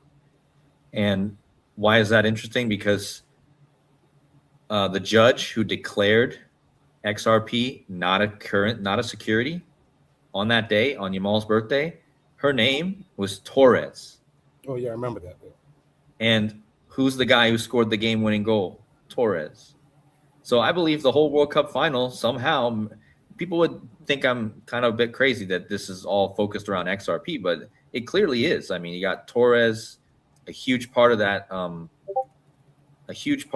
ritual with XRP was Judge Torres. And then you have Yamin Lamal, who has the birthday of the day that she declared that not a security. So look at that, sinks to a 19-month low. That this says. But somewhere in there it will say on July 13th, 2024, she declared XRP not a security. Somewhere in there it will say it. Federal judge best known for crypto. And yeah, Lionel Messi, again, he wears number 10. The Phoenix magazine wears there's a 10 there on the coin. And the funny thing about that is the magazine released on 1/9. So you got Lamal's number 1/9, and you got Messi's number 10 on there. And you got the fire, the burning, the money being burnt. So there's more to piece together with, I'm sure, but those are some of the findings I have so far with that. But and Messi, the day that XRP was created, Messi was 9110 days old. So that's another. And XRP was created 3 days before that huge Venus transit, the 2012 Venus transit. And that's another huge thing for XR. And iPad Goat came out on Messi's birthday. Well, XRP was created the same month iPad Goat was released on Messi's birthday. So this eclipse next year, I believe XRP is going to have a pretty good time between now and then, just based off the symbolism of that. And think about the X, like Osiris crossing his arms. But yeah, I kind of told people I was going to do a video on all this and never did yet. But that's kind of a just sneak peek of what I have based on that stuff. You know, this whole currency, Rambo's talking about the new age. Well, I think there will be some sort of new monetary system coming. I don't know what it's going to be like. Hopefully it's going to be better than the one we have. But don't forget, Cody, the Knicks, right? They won the series 4-1. They won in San Antonio in Frost Bank Center. Right. Yeah. The bank. Yeah. Yep. And that I already tied that mural or whatever, that picture in the Bank of America with the looks like a little boy Trump, or a little boy standing in front of a pyramid with the eclipse behind him. I believe that's what that eclipse is. I think that eclipse next year is the eclipse depicted in that mural in the Bank of America. So I just, that's the only eclipse that I can think of that would align with that thing. And yeah, and that eclipse is in 13 is the 136 eclipse, which is the Jesuits eclipse. It's in Saros 136. And interestingly enough, the XRP lawsuit was officially ended 1 year, 360 days before this eclipse. 1 year, 360, 1360. Well, the first eclipse in Saros 136 was on Donald Trump's birthday in the year 1360.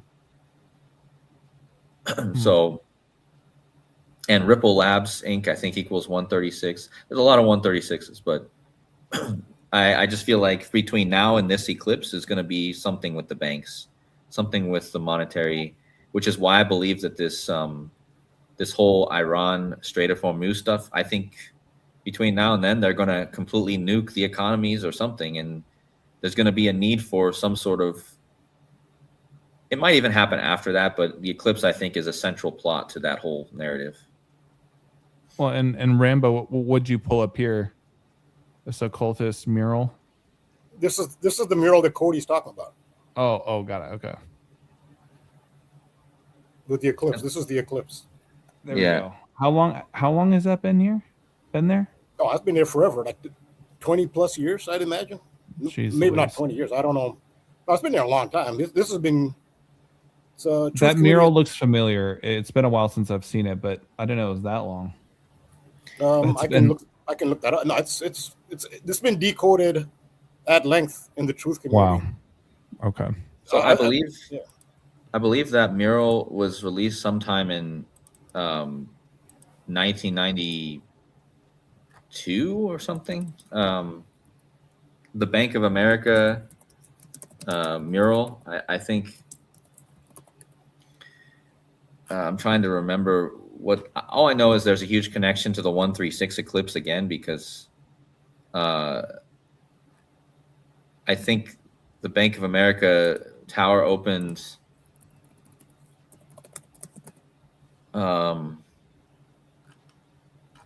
I don't know. I'll have to look, but the Bank of America Tower in Charlotte, I think it opened like 1992 or something.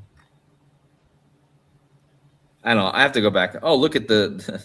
I typed in the Manhattan Tower, and it's located at 1,136. There's your 136 again. That's a completely different tower, but it's a Bank of America. But all I know is that from the middle eclipse of the Saros 136, which is the same Saros this eclipse is next year, if you measure from that to the opening of the building where this mural is at, it's like 136. There's a 136 connect. So I believe they actually opened it in connection to that eclipse. And there's other murals in that thing too as well, but that's the one that kind of stands out. Yeah, there's a couple other murals here. But my whole gist was just pointing out the connection I found between the 304, the Economist magazine, of course, the whole thing with the World Cup. One of the big things with the World Cup this year was the Economist magazine. Everyone for months was talking about the Economist magazine with the soccer player kicking the world on, the guy in the red. And funny, the Spain ended up winning, and their nickname is the Red One. So the Red Fury is their nickname. Yeah, so funny that ended up being a red soccer player kicking the world in that Economist magazine.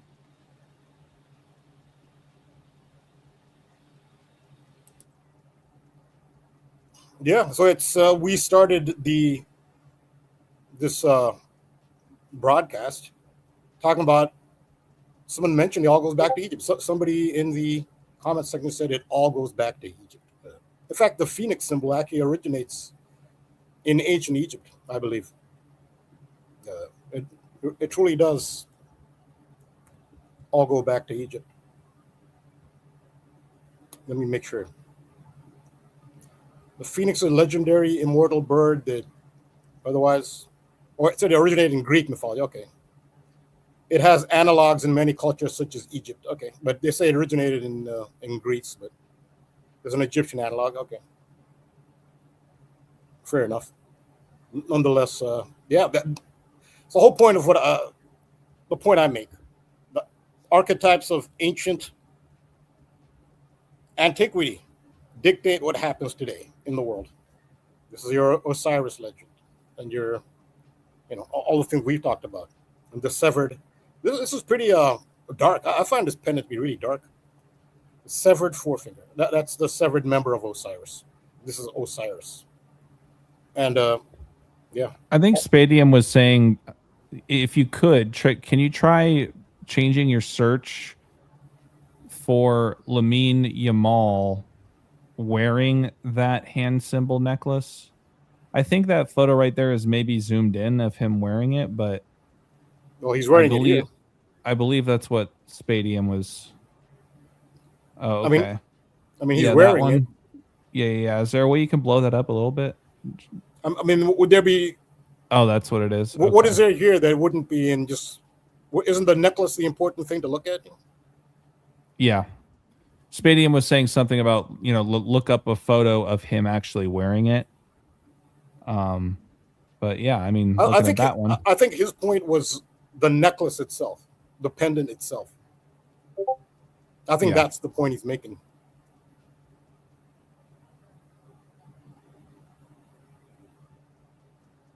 Iced out 304 chain. Okay, that's interesting. Also, it's made of diamonds. Apparently, I'm afraid to click these. I don't know about this website, because I've clicked on some website. You know how it is. Yeah. You get some sketchy stuff you weren't looking for. So I don't I don't know how safe this channel is. I know there's a delay, but yeah, I'm not gonna. But okay, somebody says it's what? Lamine Yamal's custom-made iced out 304 chain. Oh, there's a different one which does have 4 fingers. I don't know, but this is the only channel that's saying it, so that might not even. Let me see. Lamine Yamal diamond. But the one with 4 fingers, does it have the 2 fingers in the middle taped together? It does, yes. There you go. So I think maybe that's what Spadium was talking about. See this here, which I'm assuming this is. See the fingers taped together. There you go. Yeah. Yeah. There you go. See, it's like, I mean, they could have just done it without his fingers taped together. Yeah. So yeah, they could have done it without the finger. You're right. So this is the triad claw. Yeah. Okay. Yeah. There you go. And it's a diamond. Mm-hmm. So his neighborhood is called Roccafonda.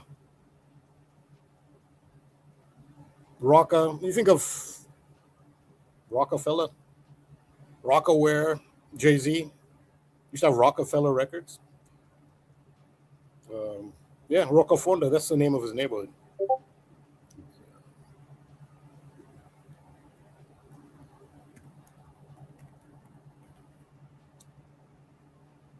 Kind of makes me think of Black Panther. Yeah. Isn't it Wakanda Forever? Yeah, it is.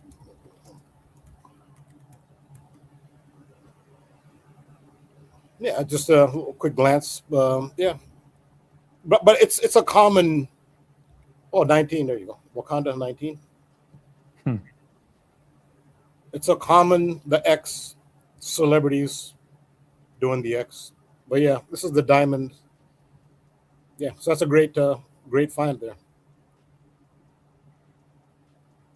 Oh, so here he's wearing the diamond version. Yeah.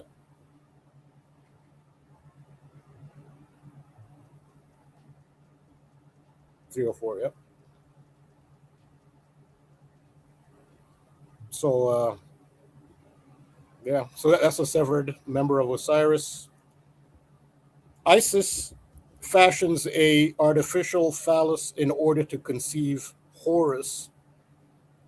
An obelisk can represent the artificial phallus, a golden phallus, which enabled her to conceive Horus, who became the resurrected sun. That's the New Age. So that's what's behind that.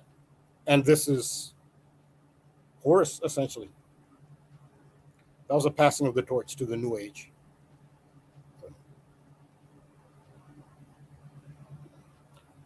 Yeah, that's the twin symbolism I talked about just in. So in my video, I talked about Joaquin and Boaz, twin pillars of Freemasonry. They have J and B. I mentioned how Justin Bieber is at the event because of his initials. I said that before the final. Why Justin Bieber's there? He's there for his initials, which may sound not for this audience, obviously. But to most people, yeah, someone's there just for their initials. Sure enough, they held up a sign which said JB on it. So yes, he's there for his initials.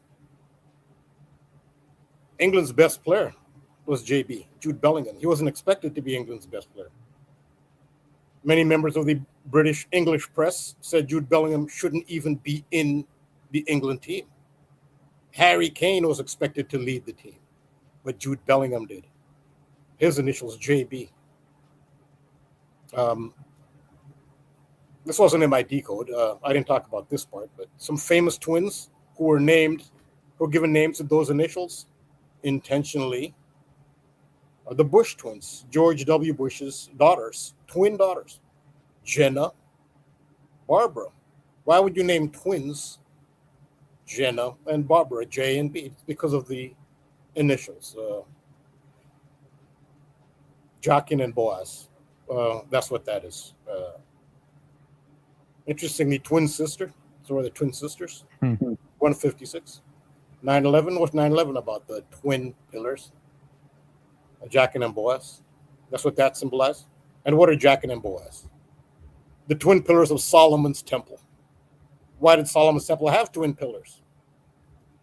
Because it was an allusion to the male and female principles which you need to unite in order to get creation in the material plane anyway.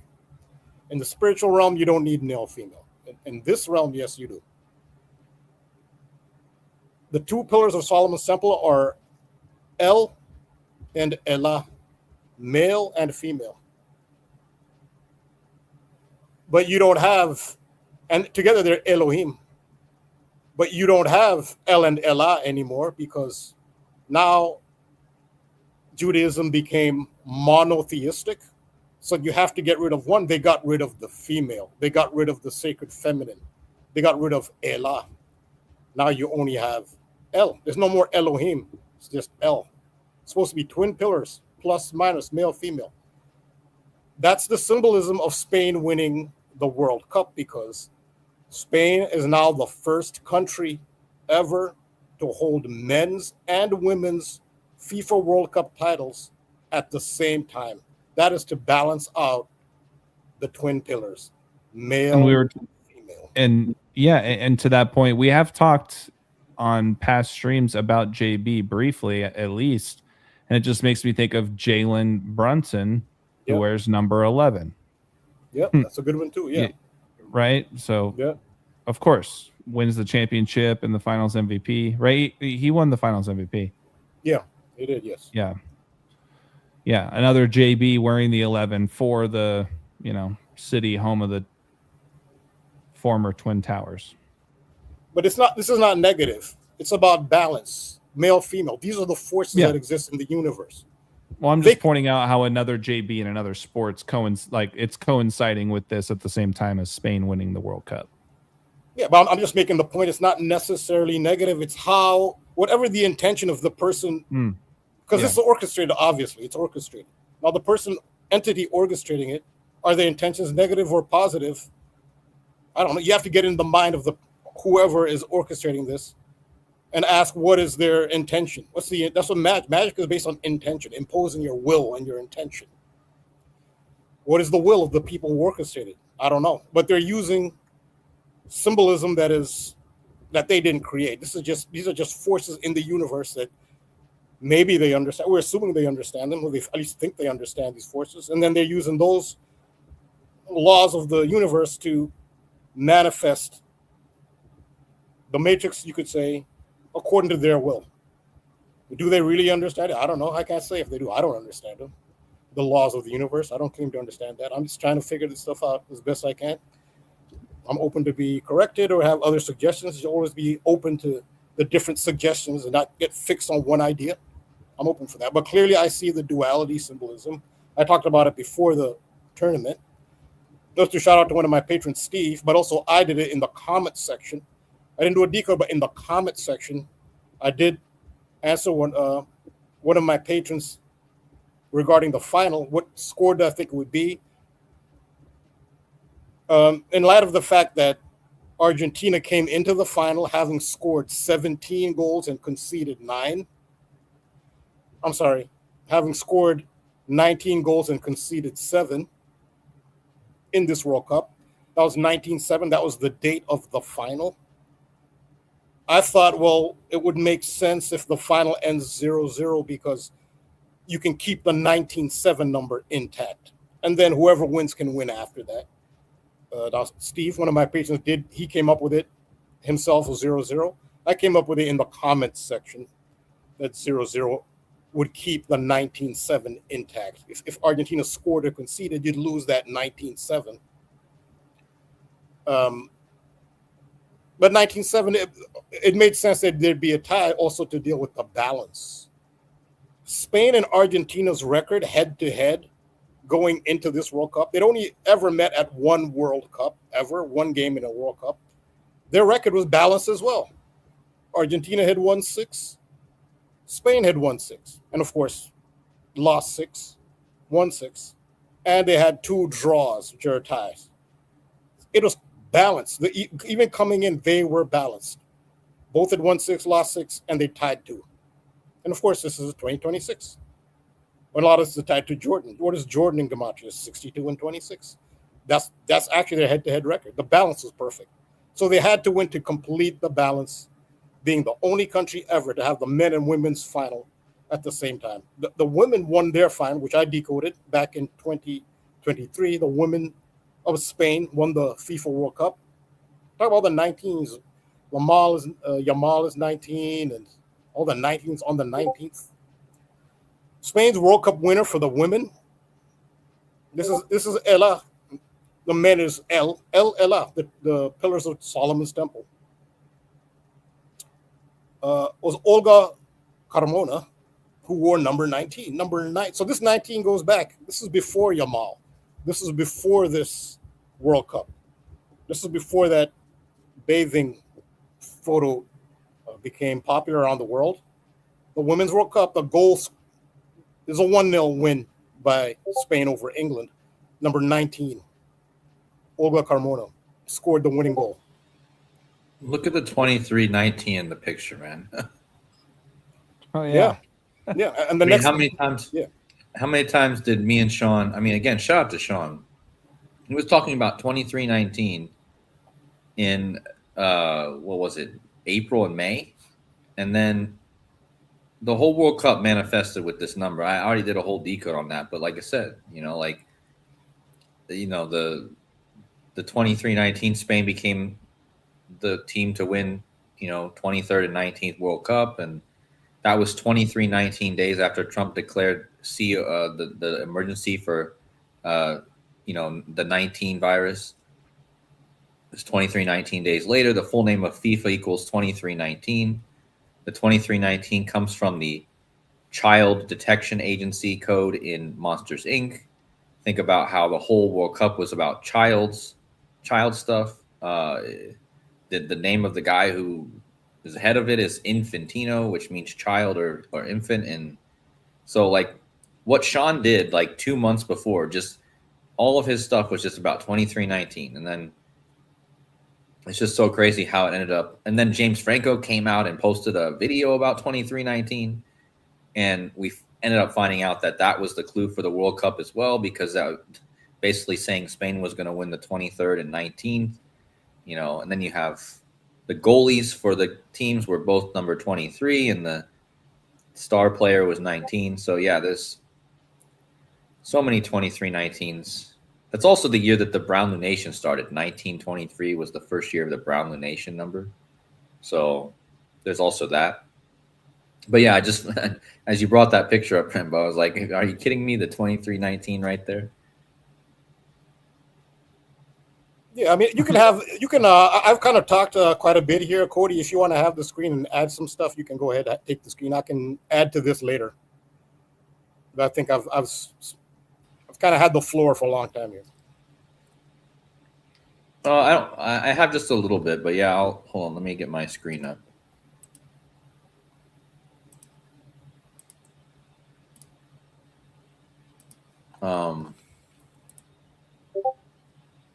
I kind of just wanted to highlight a few of the things that I had shared in my video, and then also a few other things. But I don't know if I'm sure you guys saw this. This is something that I just posted, but like how perfect if you just type in España, which is actually their name, in their own language.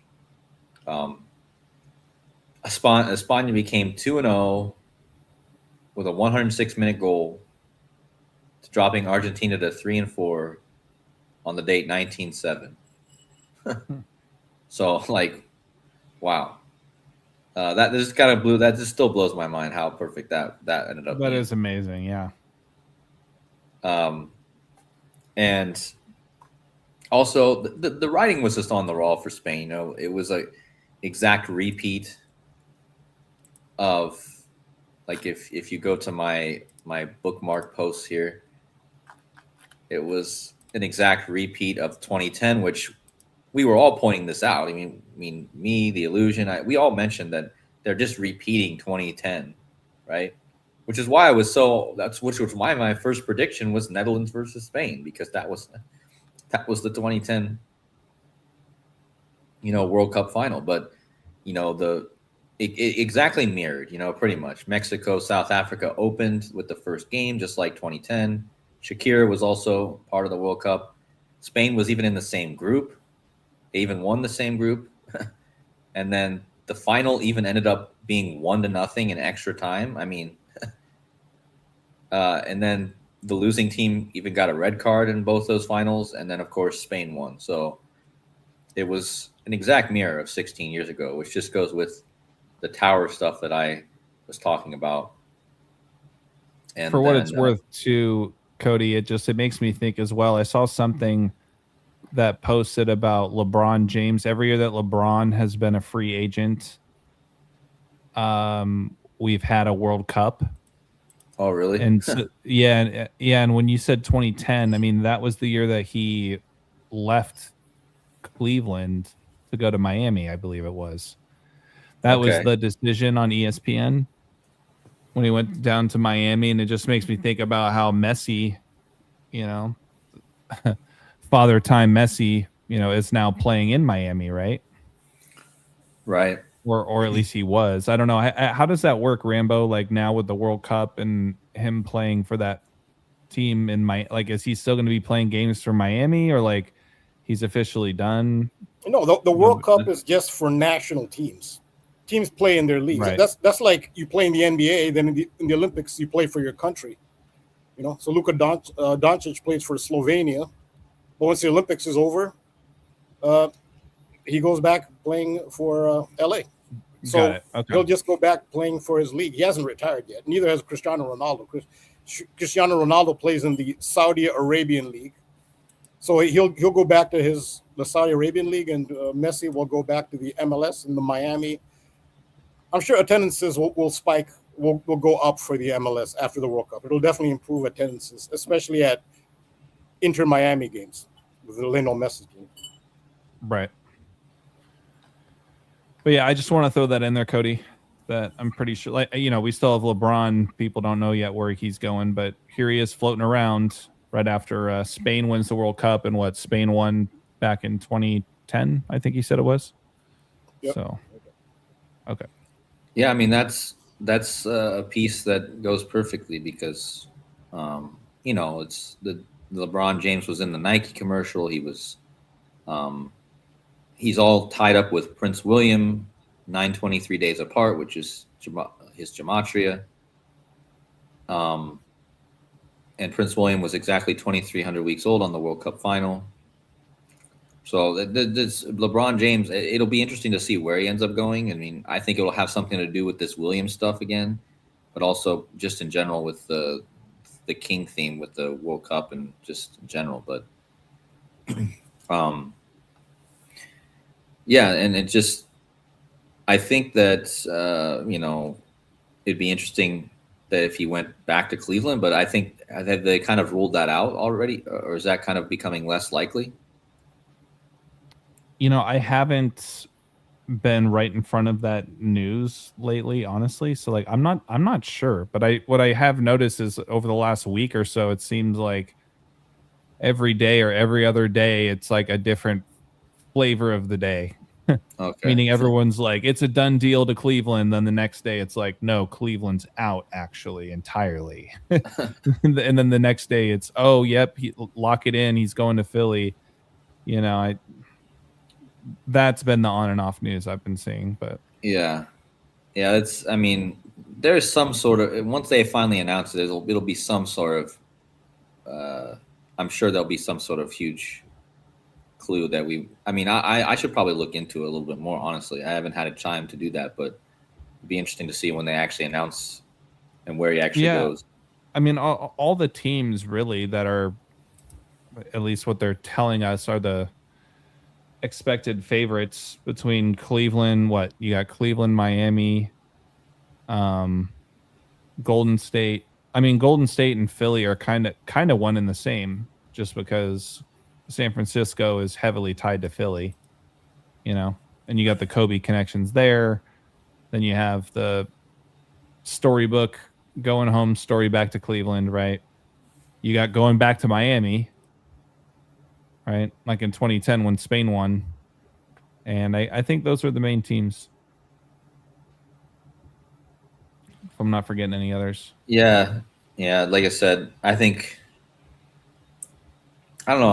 I mean, Miami would be interesting, but didn't they just get Giannis? So yep. I just wonder if they'll take both of them there. But, LeBron does like to go where all the big players are in his career, so we'll see. But Yeah, and as far as going off of what I was just saying, with what was I saying before? I was talking about the repeat, which again goes with this LeBron stuff. But another thing is, as Rambo mentioned, the whole Justin Bieber thing. The Believe here is interesting because there's a few things. I guess this is probably a nickname that they use. I'm not really a Justin Bieber hype man, so I don't know all the details, but I'm sure that this is some sort of nickname that they use for him or something like that. But it was interesting to me, the B lie B, so like a lie with two B's on either side.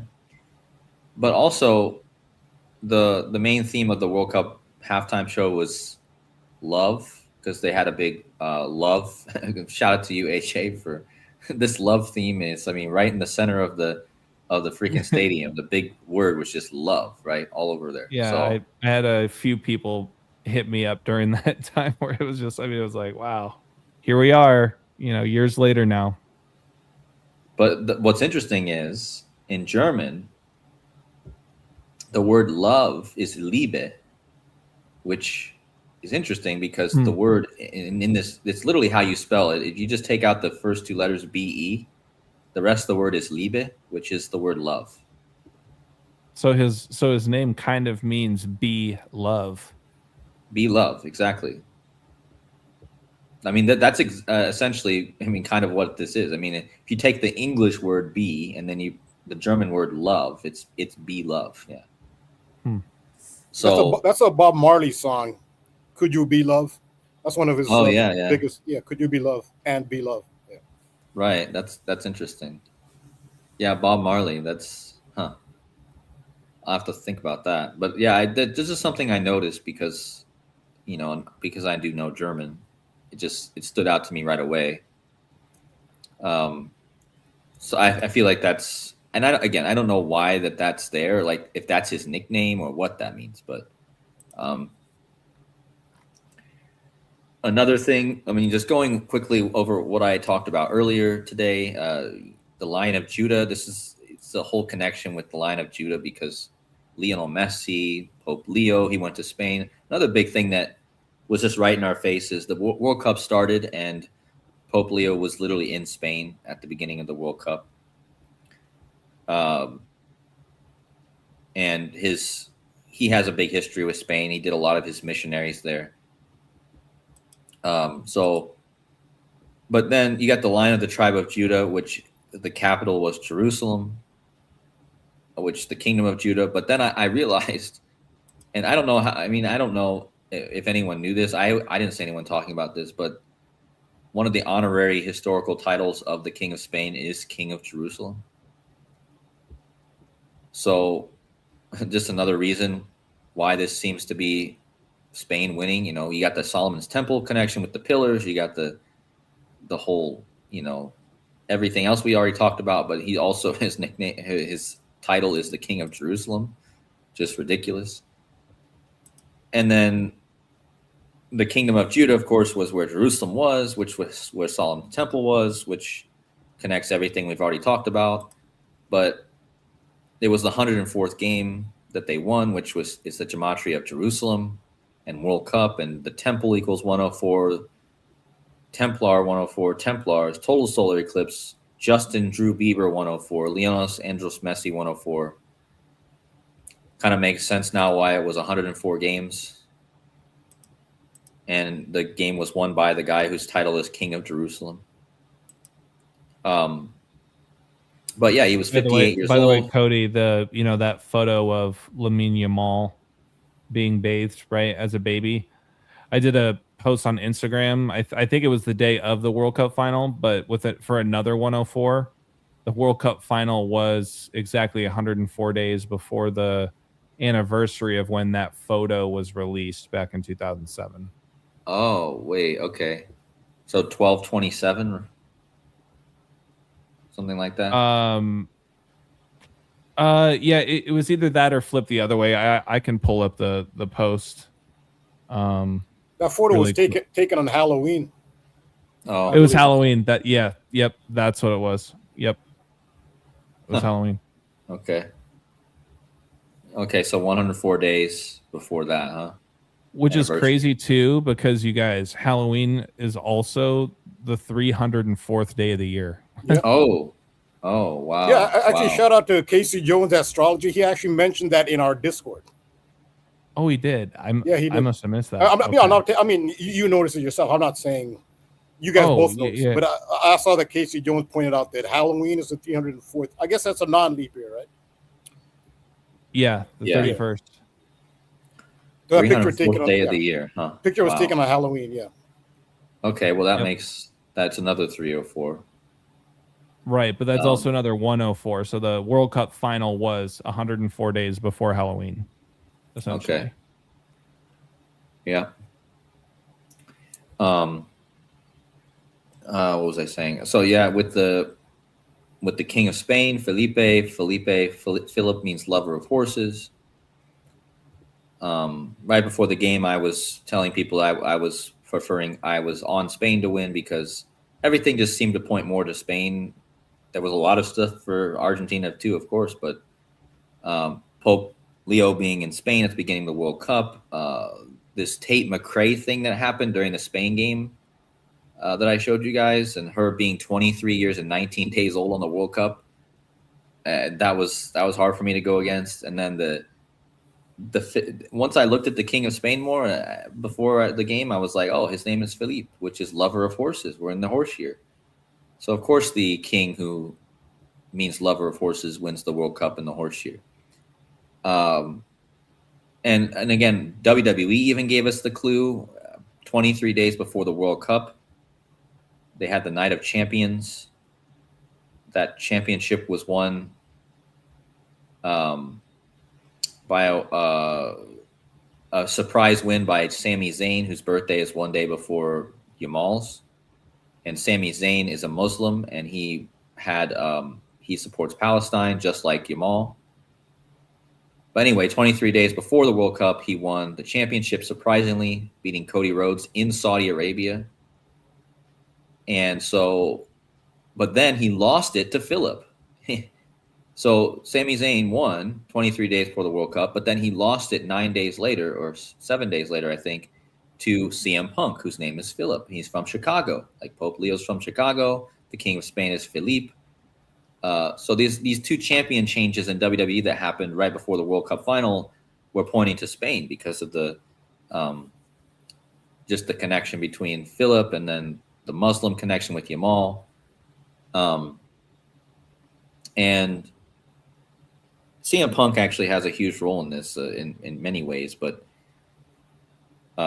basically, though, with this king, he was 58 years old, which is gematria of Solomon's temple.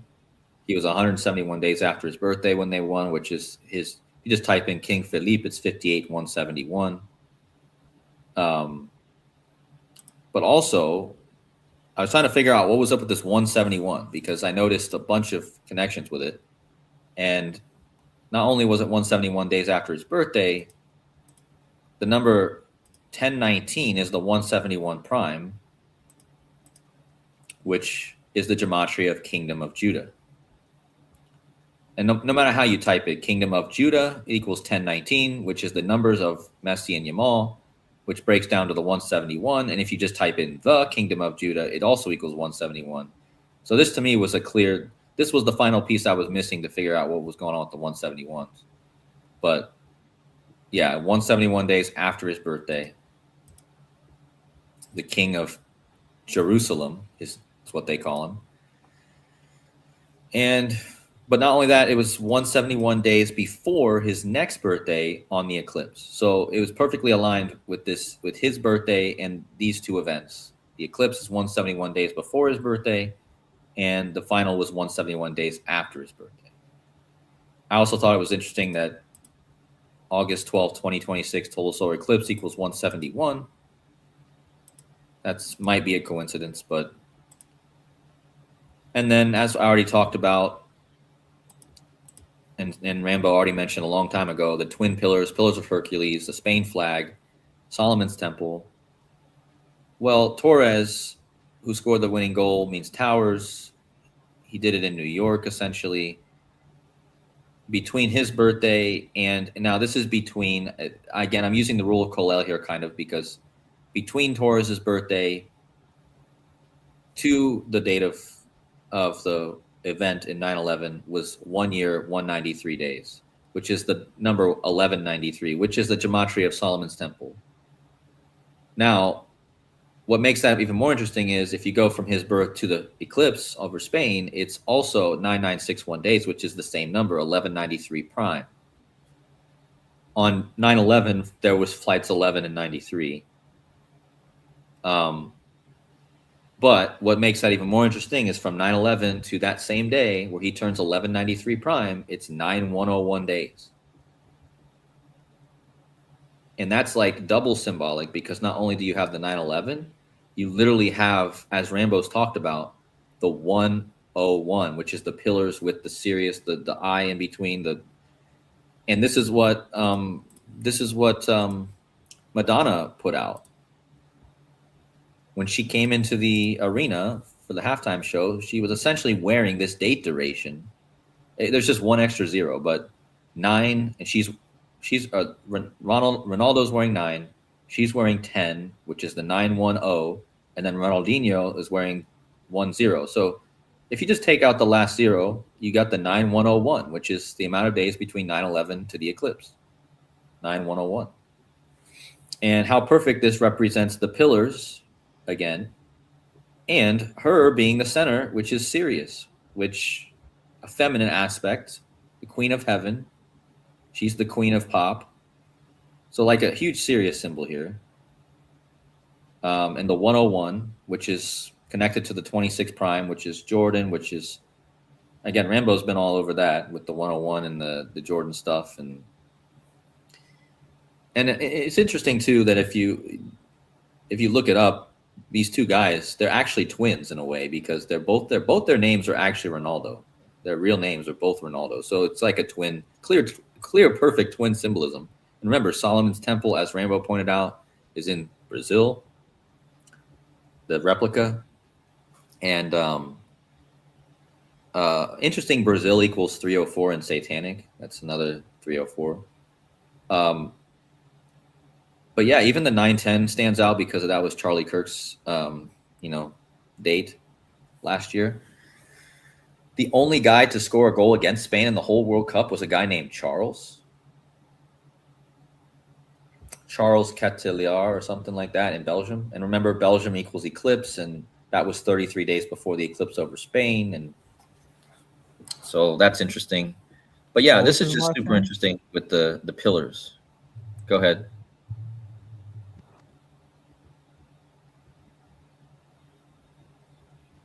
AJ, were you going to say something? I got to step out for a sec. I don't know if you guys can hear me, but okay. All right. But yeah, so anyway, that's that. I think that's all I got, but that just kind of goes back to this, I'm not saying something is going to happen on the eclipse, but it's clear that the eclipses are being, especially this eclipse. This is probably also why Spain won. I mean, I couldn't get off Spain once I learned the eclipse stuff with them being the only team to win a World Cup on an eclipse, and then Spain is having 3 eclipses go over it in the next 3 years. The only country to have that. So I think eclipses are paramount here, and I think that's another reason why they were destined to win. Another, with all the 6-7 stuff, also Spain, Argentina 67, the Lion of Judah 67, total solar eclipse 67, King of Jerusalem, the nickname of this, or the title of Spain's king, and then the guy who scored the goal, Fernan Torres, 67. And then this part I showed already. Interesting too that if you just type in August 12th, it equals his name. That's the date of the eclipse. That is interesting as well. But again, the other eclipse next year goes over the pillars. It goes over the actual Gibraltar. So this eclipse and next year's eclipse both very important.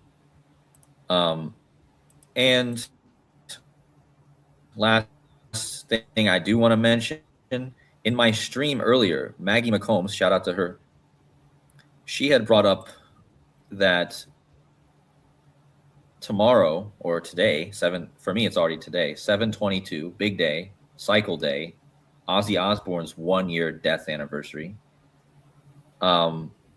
is Lion's Share Day. It's also the first day of Leo.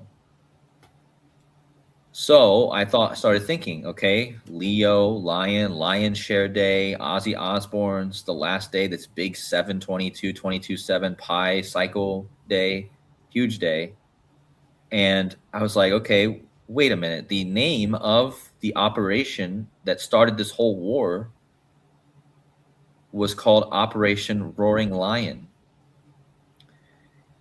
And interestingly enough, Fernan Torres and the Prime Minister of Spain both are born on the Leap days. So technically, because a leap day only happens once every 4 years, both these guys symbolically connect to the date of the attack, because their birthdays are essentially, I mean, when do you celebrate your birthday on a non-leap year? I mean, a lot of people probably celebrate it on the 28th. I mean, maybe I would say they celebrate on the 28th, because otherwise you're celebrating on March 1st, which is also Justin Bieber's birthday.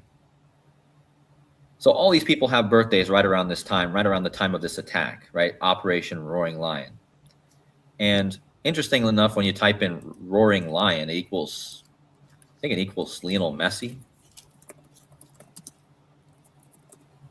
Yeah, Roaring Lion equals Lionel Messi. And like 3 ciphers. And even in Latin, it has a kind of a reverse thing. So a lot of overlap between Lionel Messi and Roaring Lion. But anyway, remember, there's a picture of Lionel Messi touching the Western Wall.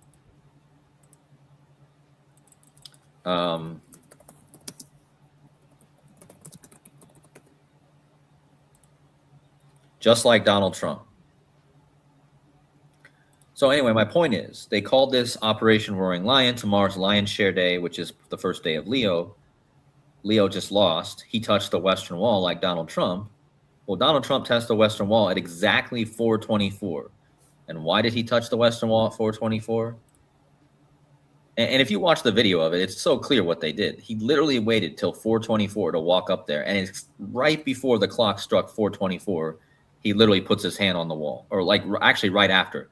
Right after it touches 4/24, Donald Trump touches the wall. Well, the reason that is because Donald Trump's Hebrew gematria is 4/24. And Messiah ben David, 4/24 in Hebrew.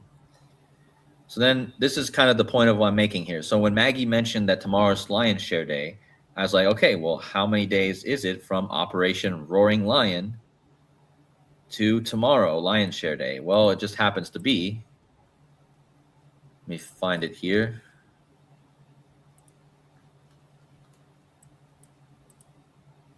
(2/28) to tomorrow or today. 4 months, 24 days.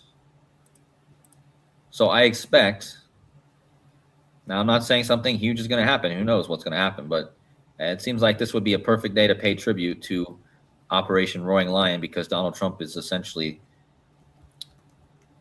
connected on all fronts to that, and that's his gematria. So 4 months and 24 days after their attack would also be 4 months and 24 days after Justin Bieber's birthday, if you include the end date. And it would also, I guess, be 4 months and 24 days if you went to the birthday of the goal scorer. Yeah, if you added the date, it would be 2 years and 4 months and 24 days after his last birthday. Fernan Torres, who scored the winning goal. And the Prime Minister of Spain, because he's also born on Leap Day. So anyway, shout out to Maggie for bringing that connection earlier. I think if we get some sort of news story today or tomorrow with Israel, which I'm sure we will, it will probably be tied in with this theme of Donald Trump. And I think I've even typed in how Donald Trump, his full name, even has some sort of connection with the Lion of Judah. I think his name might equal. Wait, what am I doing here? Donald Jong Trump.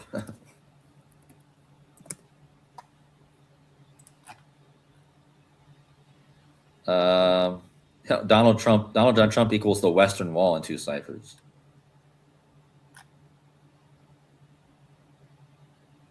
Another interesting thing about the 185, the gematria of Donald John Trump, the Western Wall, Unconquered Sun, Secret Society, Solomon's Temple, the 2 Ronaldinhos, the 2 Ronalds that they used with Madonna, they're born 3 years and 185 days apart. And then Solomon's Temple equals 185. Yeah, I thought there was a connection with the Line of Judah with Trump, but hold on a second. Oh yeah, the Line of Judah equals Donald J. Trump, also equals 67, which I already mentioned. So anyway, the point is, I'm just saying, watch out for tomorrow. I think Lions Share Day is interesting because, I mean, definitely watch out. I'm sure AJ will be looking at some sports connections for tomorrow with all the Lions stuff. There has to be something. Lions Share Day, the first day of Leo. Lions Share just means you kind of own the majority of something. So that's interesting, considering that might have a connection to. That has a connection to markets. Yeah, Lions Share Day equals 201, Maggie's saying. But markets, you know, especially in crypto, you know, they call them whales in crypto, but somebody who owns the majority share of a certain cryptocurrency. So it's be an interesting connection. But I think that's all I have. I don't know if Rambo has anything to add to the. Again, a lot of this was inspired by Rambo's talks over the last year, especially with. Also, July 24th is interesting because that is Hulk Hogan's death anniversary. The guy who Rambo already connected many times to the Pillars in Spain, and his birthday is one day before the eclipse over Spain next month. So Hulk Hogan has this double connection. Because 724, I forget what it was that we found. 724 is 19 days before the eclipse. And the game was won 24. The World Cup was won 24 days before the eclipse. And it was won by number 7, like 724, like the date. So that's another day to watch.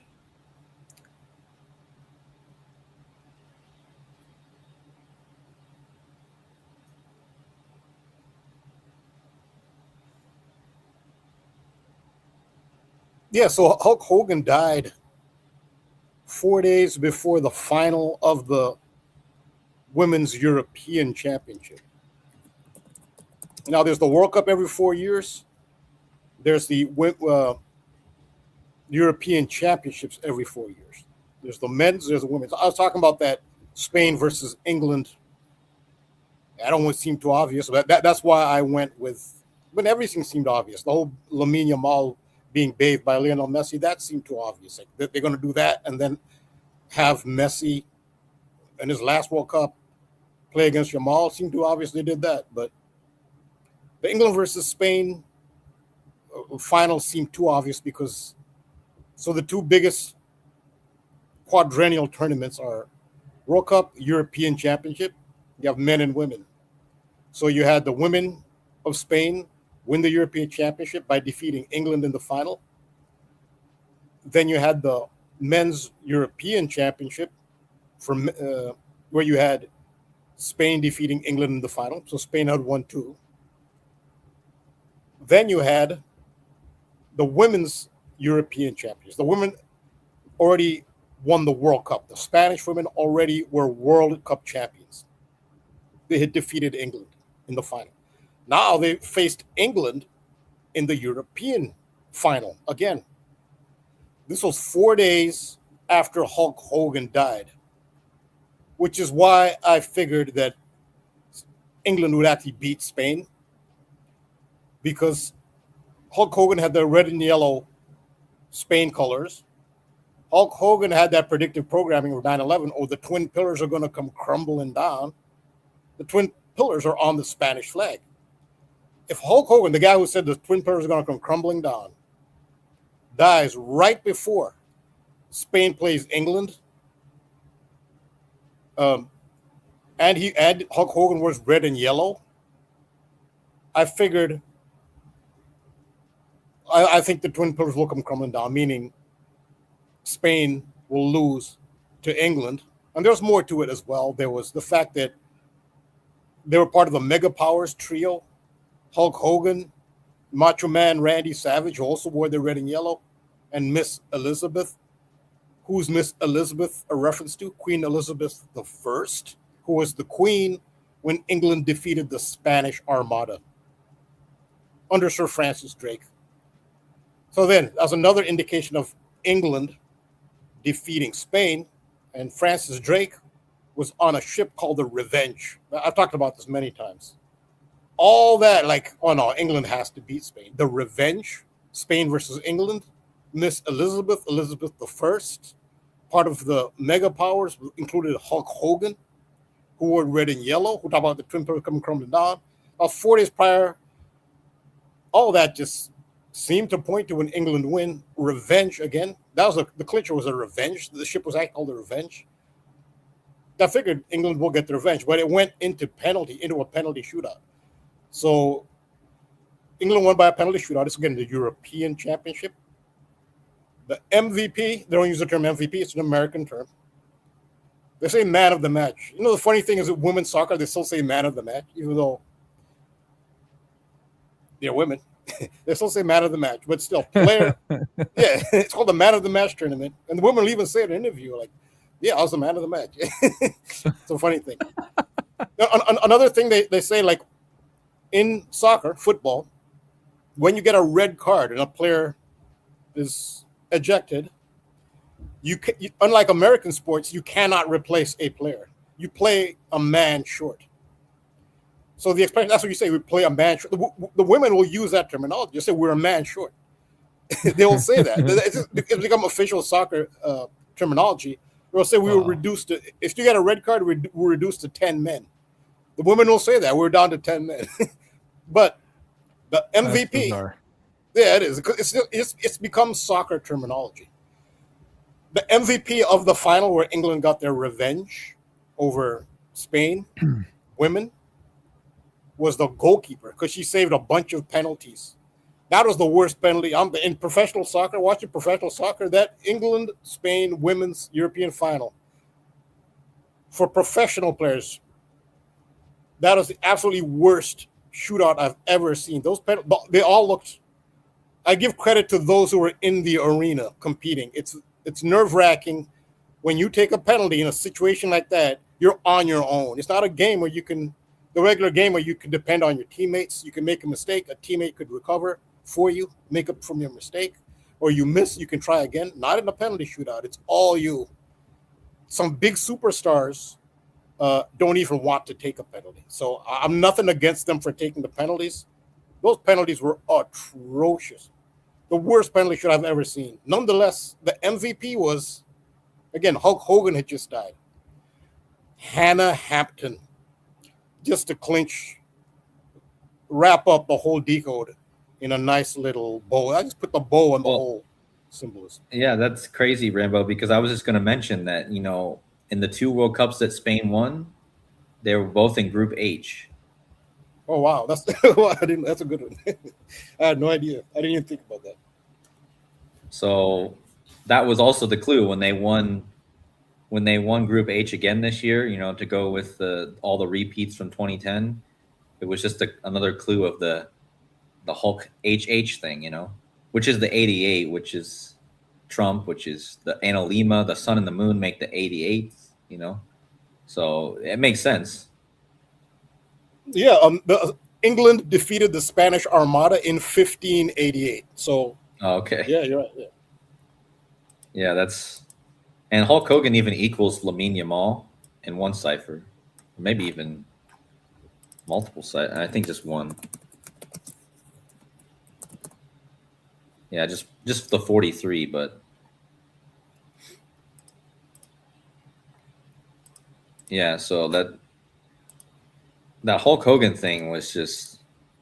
I mean, I just remember when that first happened, you were talking. I mean, you just were all over talking about Spain and England, and then ends up playing out in the whole World Cup a year later. So.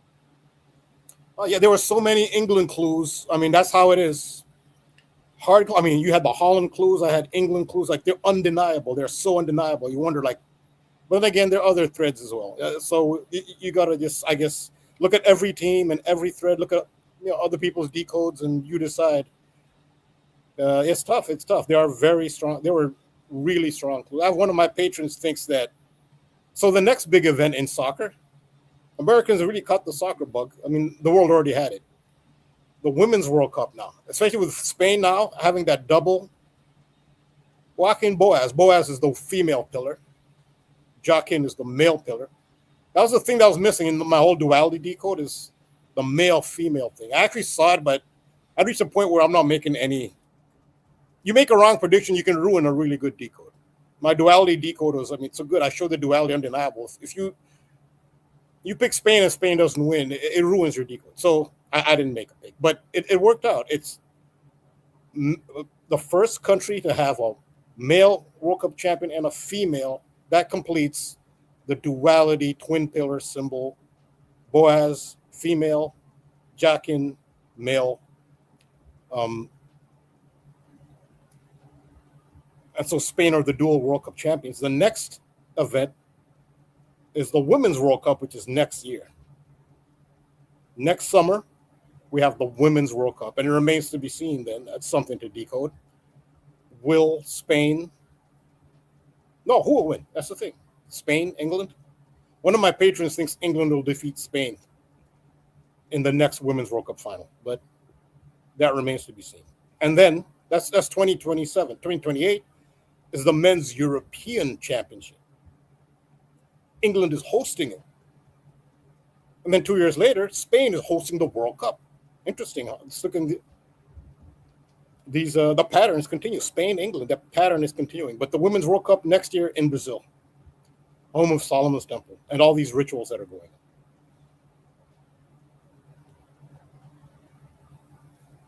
So that'll be something to decode. I mean, there's definitely been a lot of Spain-England stuff. I mean, the Super Bowl, like you already mentioned, had all that connections with it as well. So the Spanish halftime show and,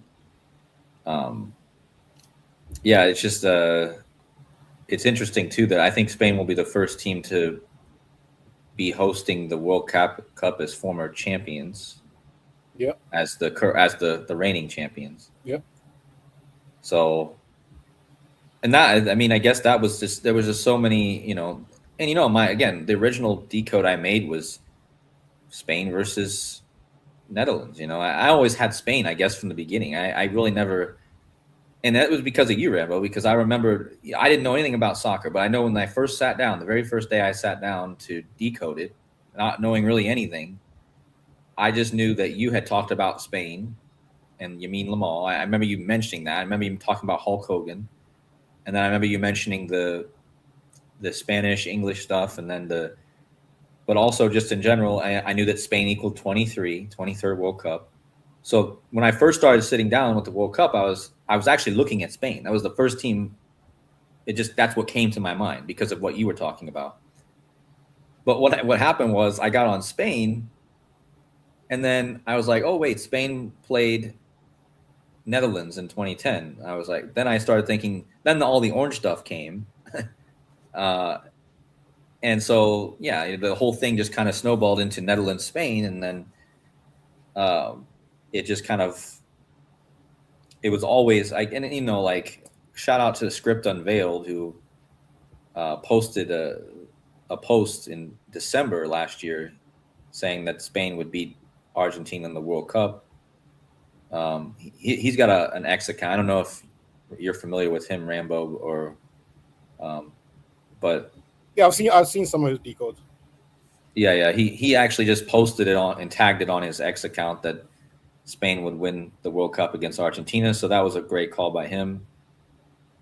And from what I understand, Adam the Illusion, he also had Spain before the World Cup. He kind of had some doubts during it, but I think from the beginning he did have Spain. So a lot of people were seeing Spain, and I think you were too, Rambo. Really, I think with what you were saying, I just think all the Spain stuff, looking back, and as you say, hindsight is 20/20. But I see that it was just kind of on the wall the whole time. So yeah, so my original pick was Spain, England in the final, and I had England defeating Spain in the final.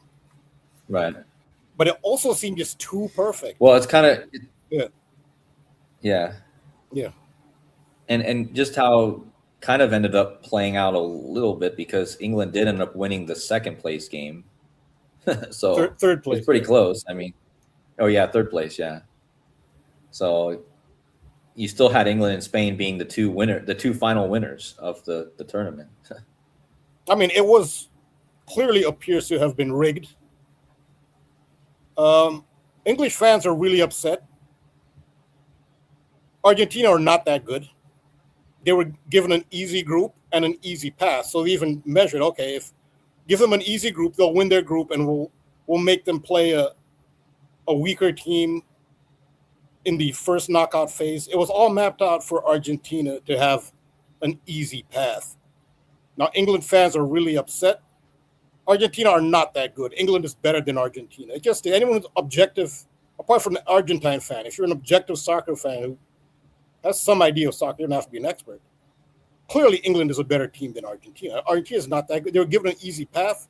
They were given Cape Verde. Cape Verde is from a 500,000 population island archipelago on the coast off the coast of West Africa, who'd never qualified. Even in Africa, they haven't really accomplished anything in African soccer, let alone world soccer. They somehow qualified.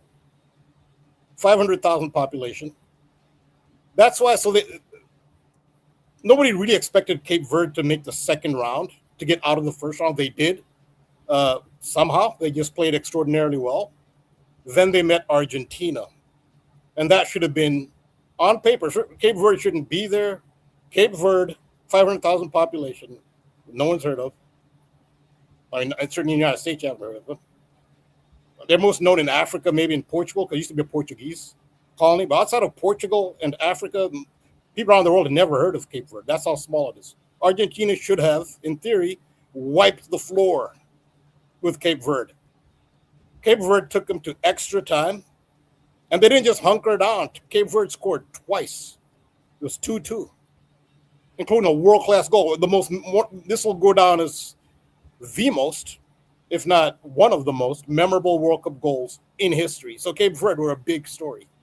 They took Argentina all the way to extra time, and the only way Argentina won was as a Cape Verde own goal.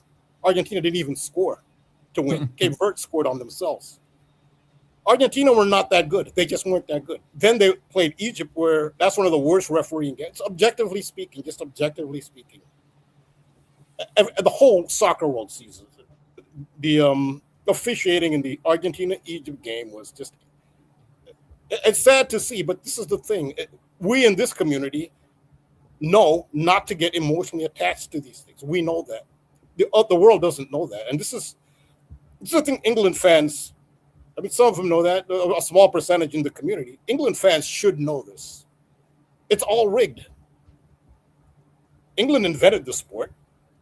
I mean, it's rigged. I mean, people have to learn not to get emotionally attached. Give WWE credit. They admit it's rigged, but then again, you can't gamble on WWE. That's why they don't want to admit it with the other sports, because then you can't gamble. You can't make gambling money. You can't get people's money. So WWE doesn't get your money. In a way, WWE has more integrity. They admit it's rigged and you can't gamble. What a wholesome institution WWE is. It is. It's a shining moral example of all. This is the WWE. It's honest. They don't take your money. They don't gamble.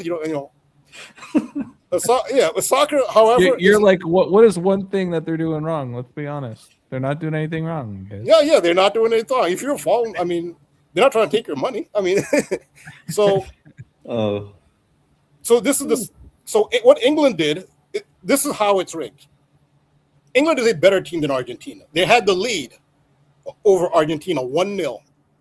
They call it head coach now, these American terms, the manager of England does this, and the whole world's talking about it. Even Donald Trump is talking about it. He doesn't know anything about soccer, but even Trump knows that. Even someone who knows nothing about soccer sees what, now he's not going to say it's rigged, but what the England manager did, he essentially told his players to stop playing, and the entire team just sat back.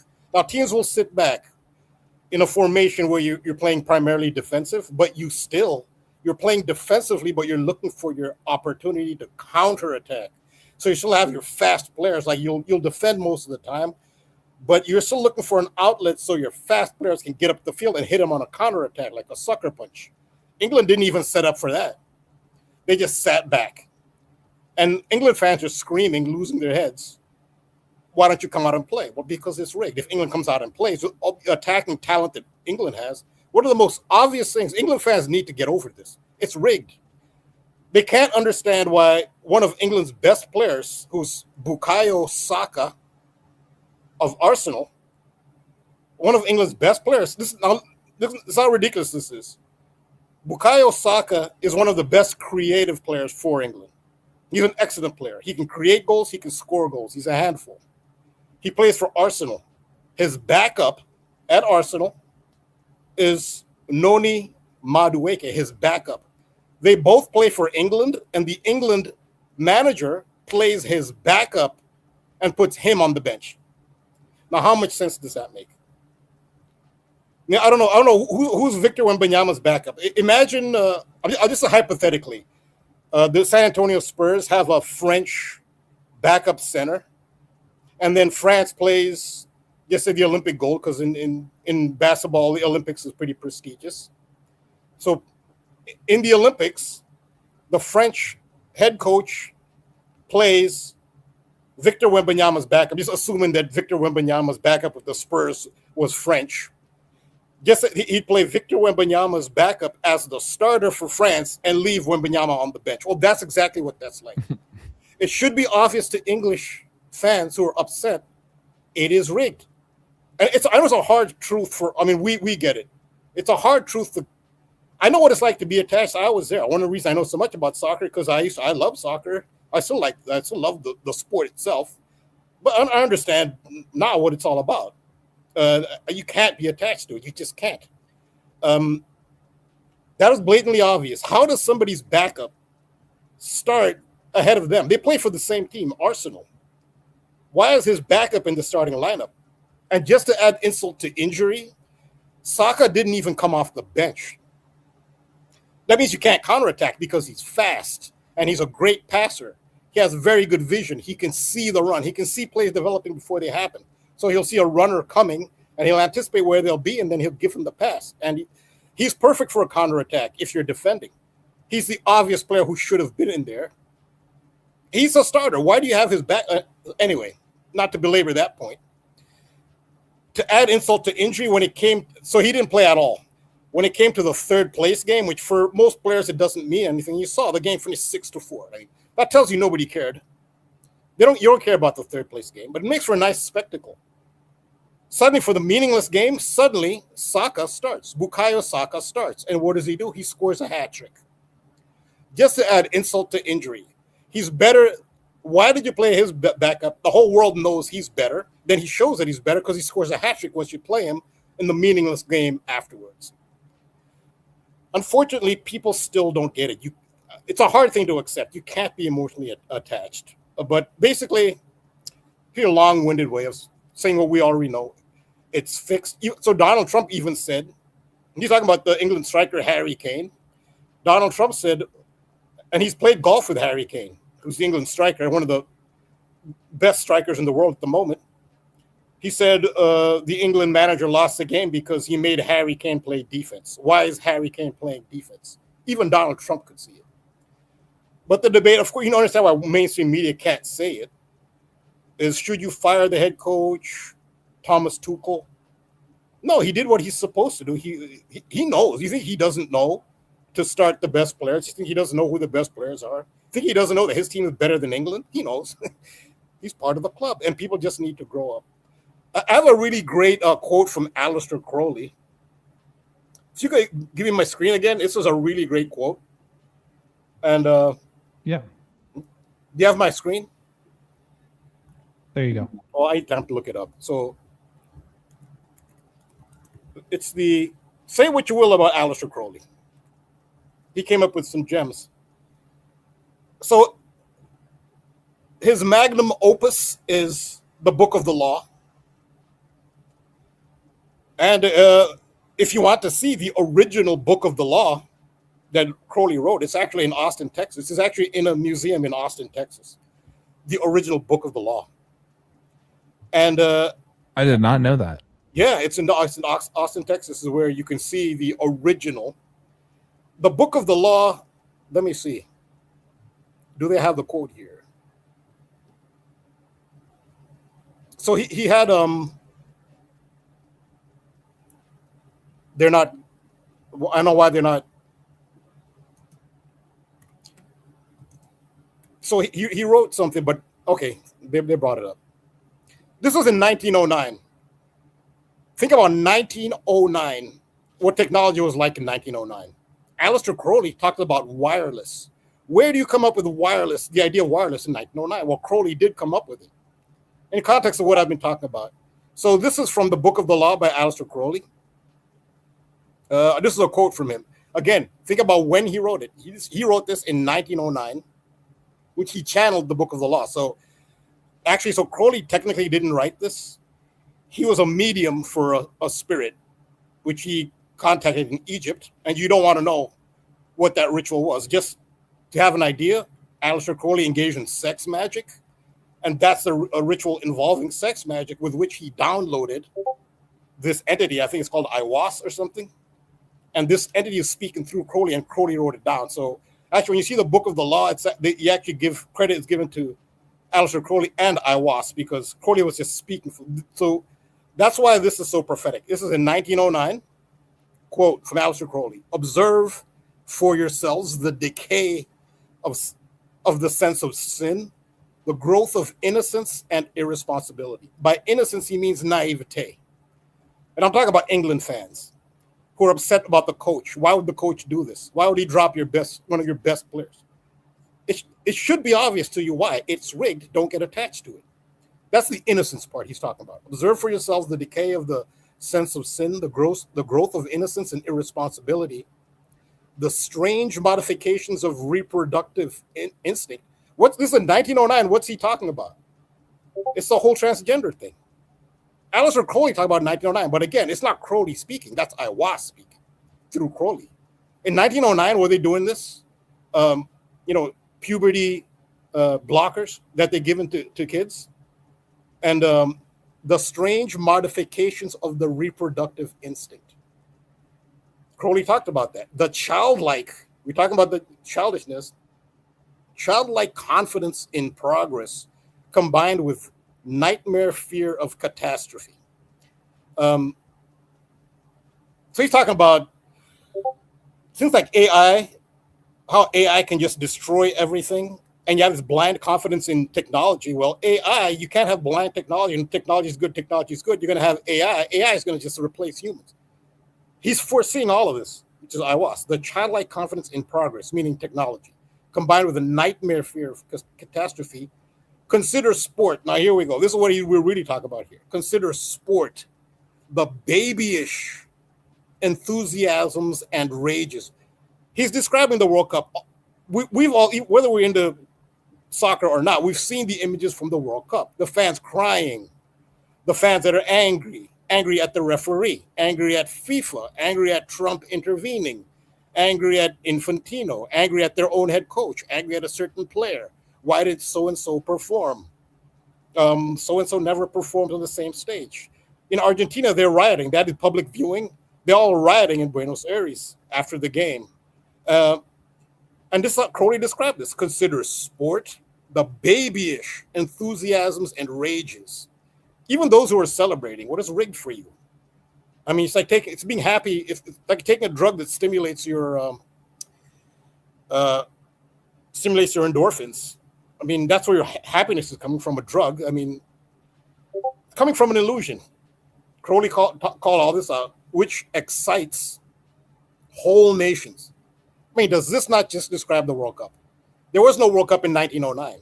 Consider sport the babyish enthusiasms and rages which excites whole nations.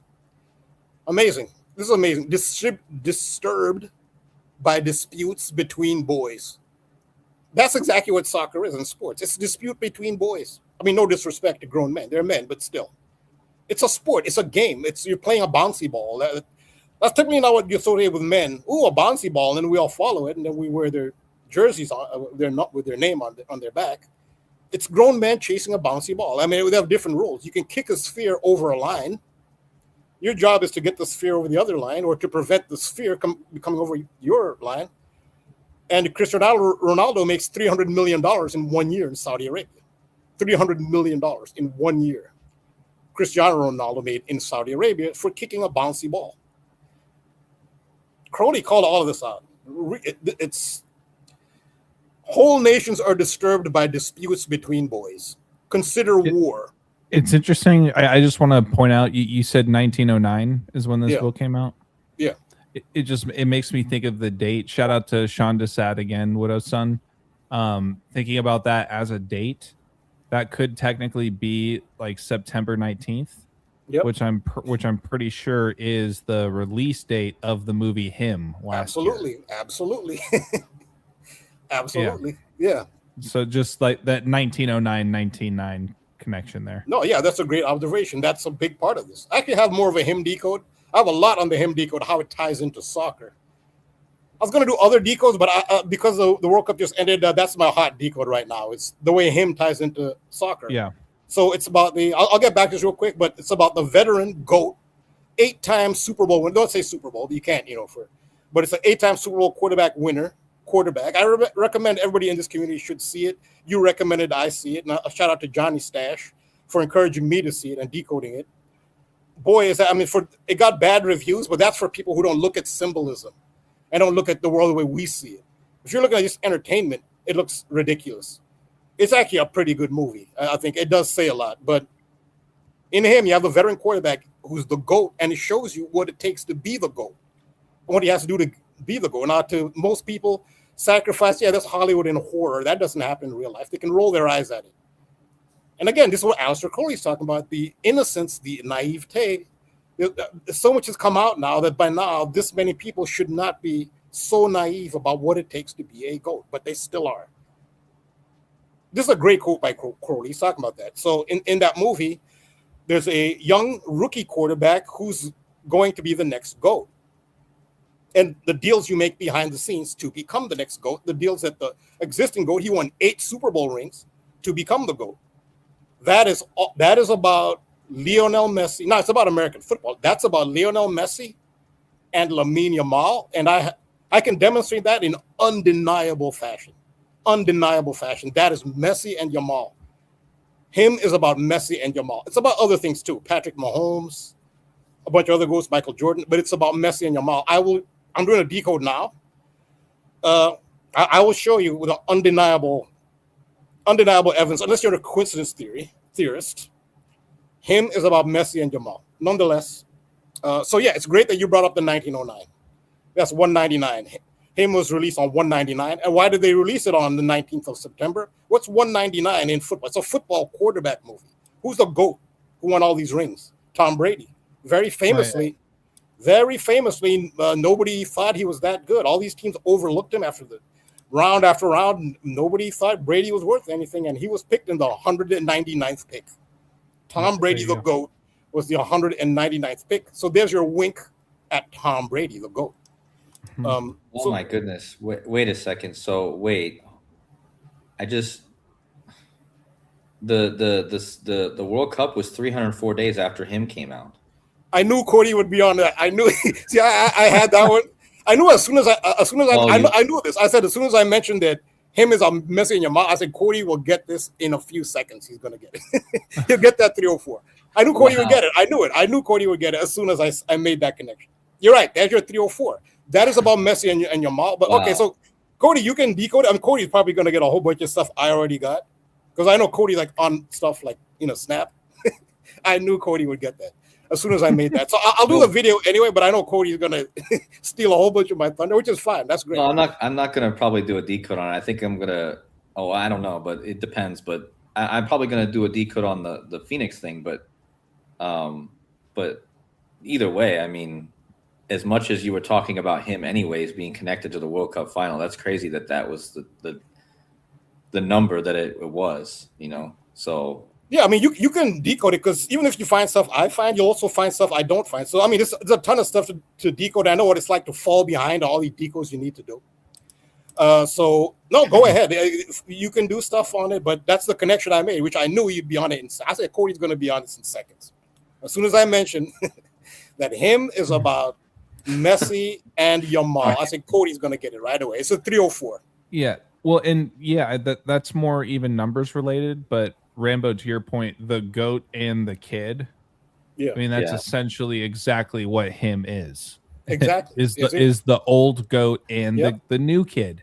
Yep. That's right. I mean, we talked about it last week, I think it was, where it's like the best codes and everything. It's all even way before the numbers. The numbers are going to be there. Yep. And sure enough, there's your 304. But yeah, I just want to emphasize that. It's like, wait, how are you connecting this? It's like, no. It's right there. The goat and the kid. The movie is about the goat and the kid. So that's the big connection. The 304, that's the kids. Jamal. Yeah, that's the kid's signature is 304. Yeah. And the release date to the World Cup final, 304 day span. Again, I knew Cody would get that immediately. I knew it. Yeah. But there's so much more. I'll give you one other little one. There's a ton of them. Feel free to decode it because it's always good as other people decode. Like, yeah, they might have stuff I would have found out. That's fine. Video making is so painstaking. Other people can put videos out faster than fair play to them. It'll take me a while to put things together. It's another one. The mascot in him, this is another surefire one among many others. The mascot is referred to as a knight. The mascot for the team called the Saviors. That's the team where the protagonist quarterback has won 8 rings. That's the team, the Saviors. Their mascot is a knight, but as soon as I saw the movie, it struck me that's not just any knight. It's not like a Western knight, like your typical image of a knight, in armor.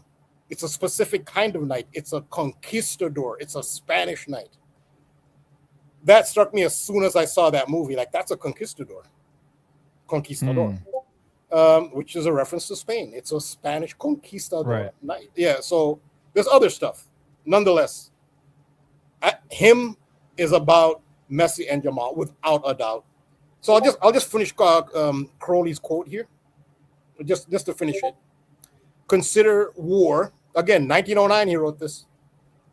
Consider war the atrocities which occur daily and leave us unmoved. A lot of people watching the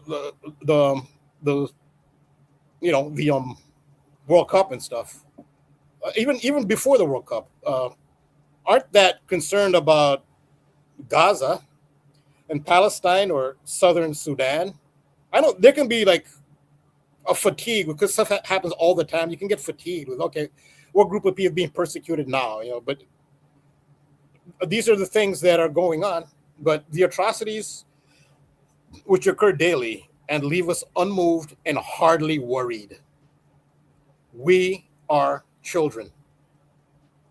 How this new aeon of Horus will develop, how the child will grow up, these are for us to determine. I mean, this quote sums everything up right here. Because they are quoting the aeon of Horus into the World Cup. But they're not using Crowley's vision because they're doing the stuff that Crowley is condemning. You're making people childish, even though Horus is the child. So that's the thing. So a symbol can go either way. A child can be positive. It's a rebirth. It's a fresh start.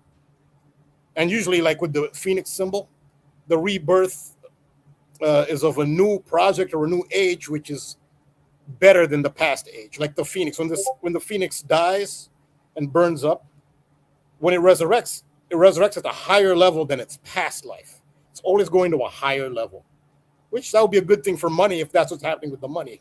Maybe there's more independence with the money. It's less centralized, hopefully, when you have crypto.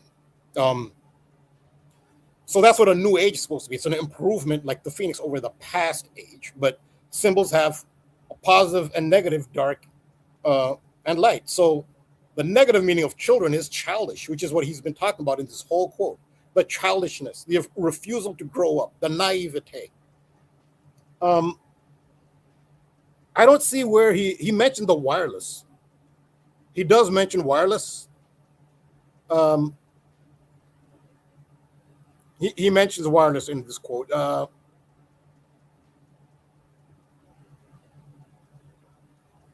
don't see where it is, but that's such an important part. Usually I Google this and it comes right up. He talks about wireless, but okay, I'll just have to, maybe I'll find it later. Wireless is part of the quote. Unfortunately, they cut it short. And it takes a while to find these things. Usually it comes up right away. Crowley talked about wireless here. He talked about football. He talks about football. He mentions football and wireless. So I'll just have to come up with it. Find it later. They're not showing you everything he said here, but yeah, Crowley mentions gambling, football, and wireless. Wireless is pretty interesting as well in the sense of with England, right? That ball hitting the wires, is that essentially what? Oh yeah, that's yeah, it had wires. Wasn't wireless, but No. I wasn't sure if that was the reason. Excuse me, the reason why you were bringing up wireless. Wireless is because in 1909, wireless didn't exist. So people who saw this, it would really help if I don't know if they're doing this. Sometimes you feel like they're messing with you. Because I looked up this quote before and it came right up. Oh no, you're good.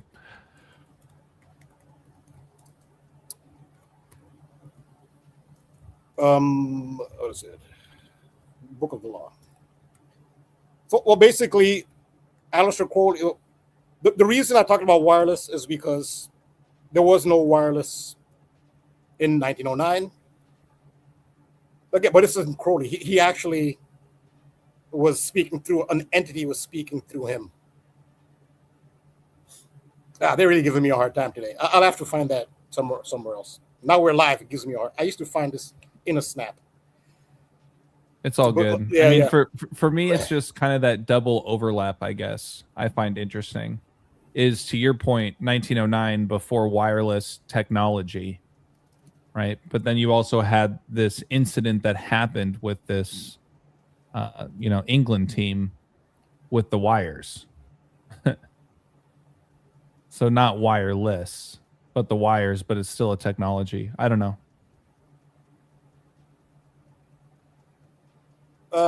Yeah.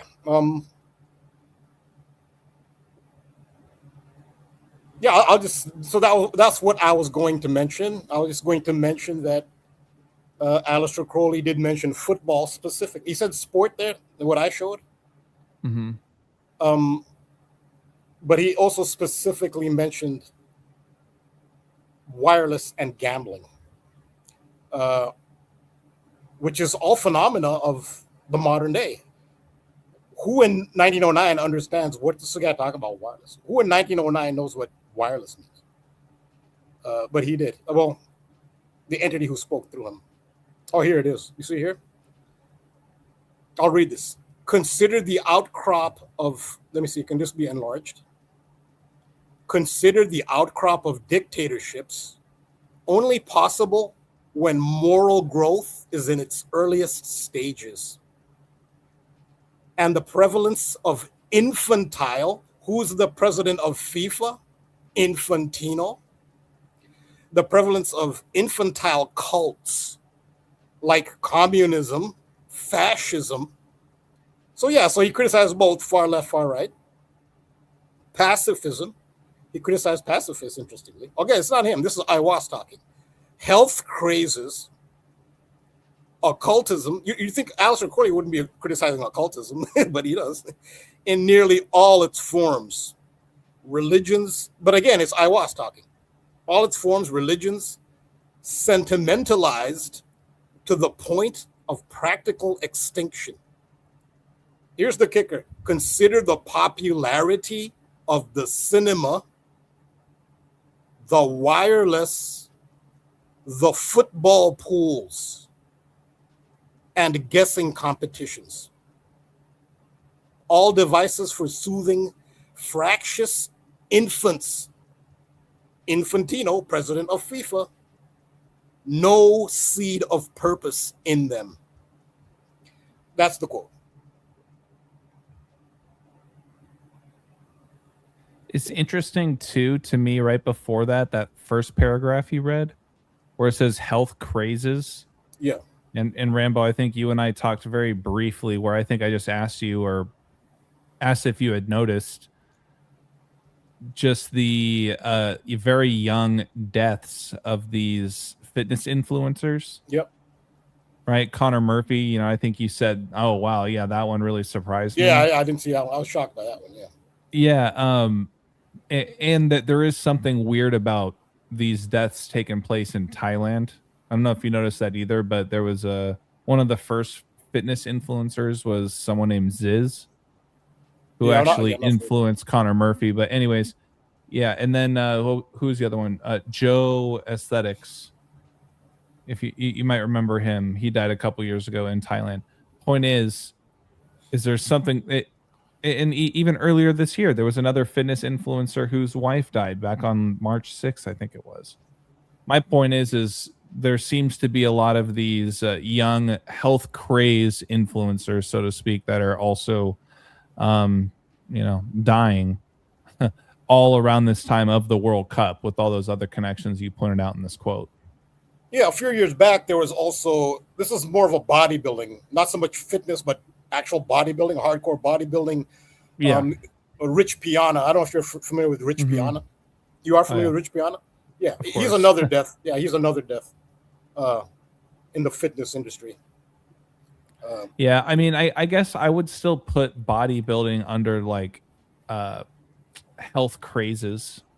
You know what I mean? I think about Ozempic, right? You have Ozempic people getting very skinny in an unhealthy way, and then you got people like this getting very big in an unhealthy way. Yeah. So yeah, there's death there as well in the industry, but yeah, the health craze thing. But yeah, that's it. I'm glad I found that. Yes. So he did say in 1909, consider the popularity of the cinema, the wireless, the football pools, and guessing. Wireless. We're kind of doing that, aren't we? We're guessing. But yeah, the thing is, what I find funny about this, it criticizes occultism along with health crazes. Wasn't Aleister Crowley into occultism himself? And this, you have to understand, this is not Crowley speaking. He's writing, but this other entity is speaking, and he's just writing down what that entity is saying. So what that means is that entity is criticizing Aleister Crowley himself as well. Not that I disagree that occultism is necessarily a bad thing. That's the world we live in. You can't not question the world you live in. You have to look into occultism because, I mean, this world is a mystery and occult is hidden. You have to try to look into the mysteries. You have to. Otherwise, what? You're just not going to think at all. I mean, so this is according to Aiwass. Nonetheless, in 1909, if you're reading this, you're like, what does he mean by wireless? I'm not consumed by what is wireless. Well, we know now. And you see the emphasis on infantile, when we have Infantino, the head of FIFA now.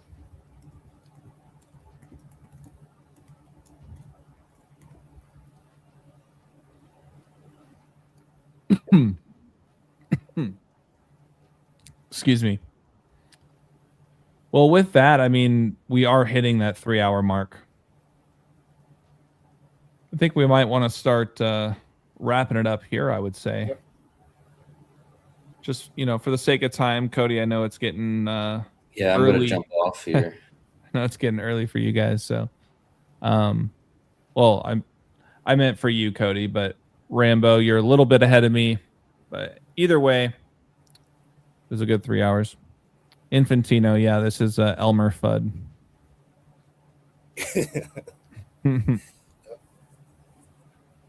Yep. Okay, cool. So let me just get the slide back here really quick. Cody, since you didn't get a chance to introduce yourself on the way in, if you wouldn't mind just letting the folks know where they can find you and support you,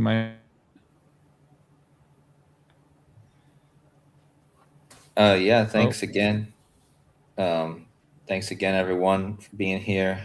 Thanks to both Rambo and AJ. Enjoyed the stream with you guys tonight. And if you guys want to find me, it's Decoding with Cody on YouTube, and also my Buy Me a Coffee link is buymeacoffee.com/decoding with Cody.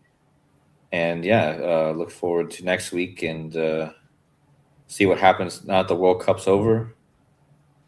See what actually I'm now looking a little bit forward to doing a decode on something that doesn't mention the World Cup, but it was certainly fun. It was certainly a learning 2 months for me, and a lot of decodes on the World Cup. But we'll see what happens with the next week and see if we get anything with Israel or whatever. I feel like this is now a time for them to maybe do a ramp up of that. So, but anyway, I appreciate everyone, and I look forward to seeing you guys next week. I'm probably just going to drop out here, and but yeah, thanks everyone. Thanks, Cody. No worries, Codes. Yeah, we appreciate you, man. Yeah, you're gonna blink, Cody, and the next World Cup will be right here. So, well, the Women's World Cup is next year. Well, yeah, there you go. Exactly. In Brazil. Yeah, I didn't even know that. I didn't know it was so soon. So, right around the corner. But all right, Cody. Yeah, we'll let you go, man. Thanks again for doing what you do for the show, and we'll catch you soon. Okay. Yep. Take care, guys. Much love. Right. Have a good night. Appreciate you.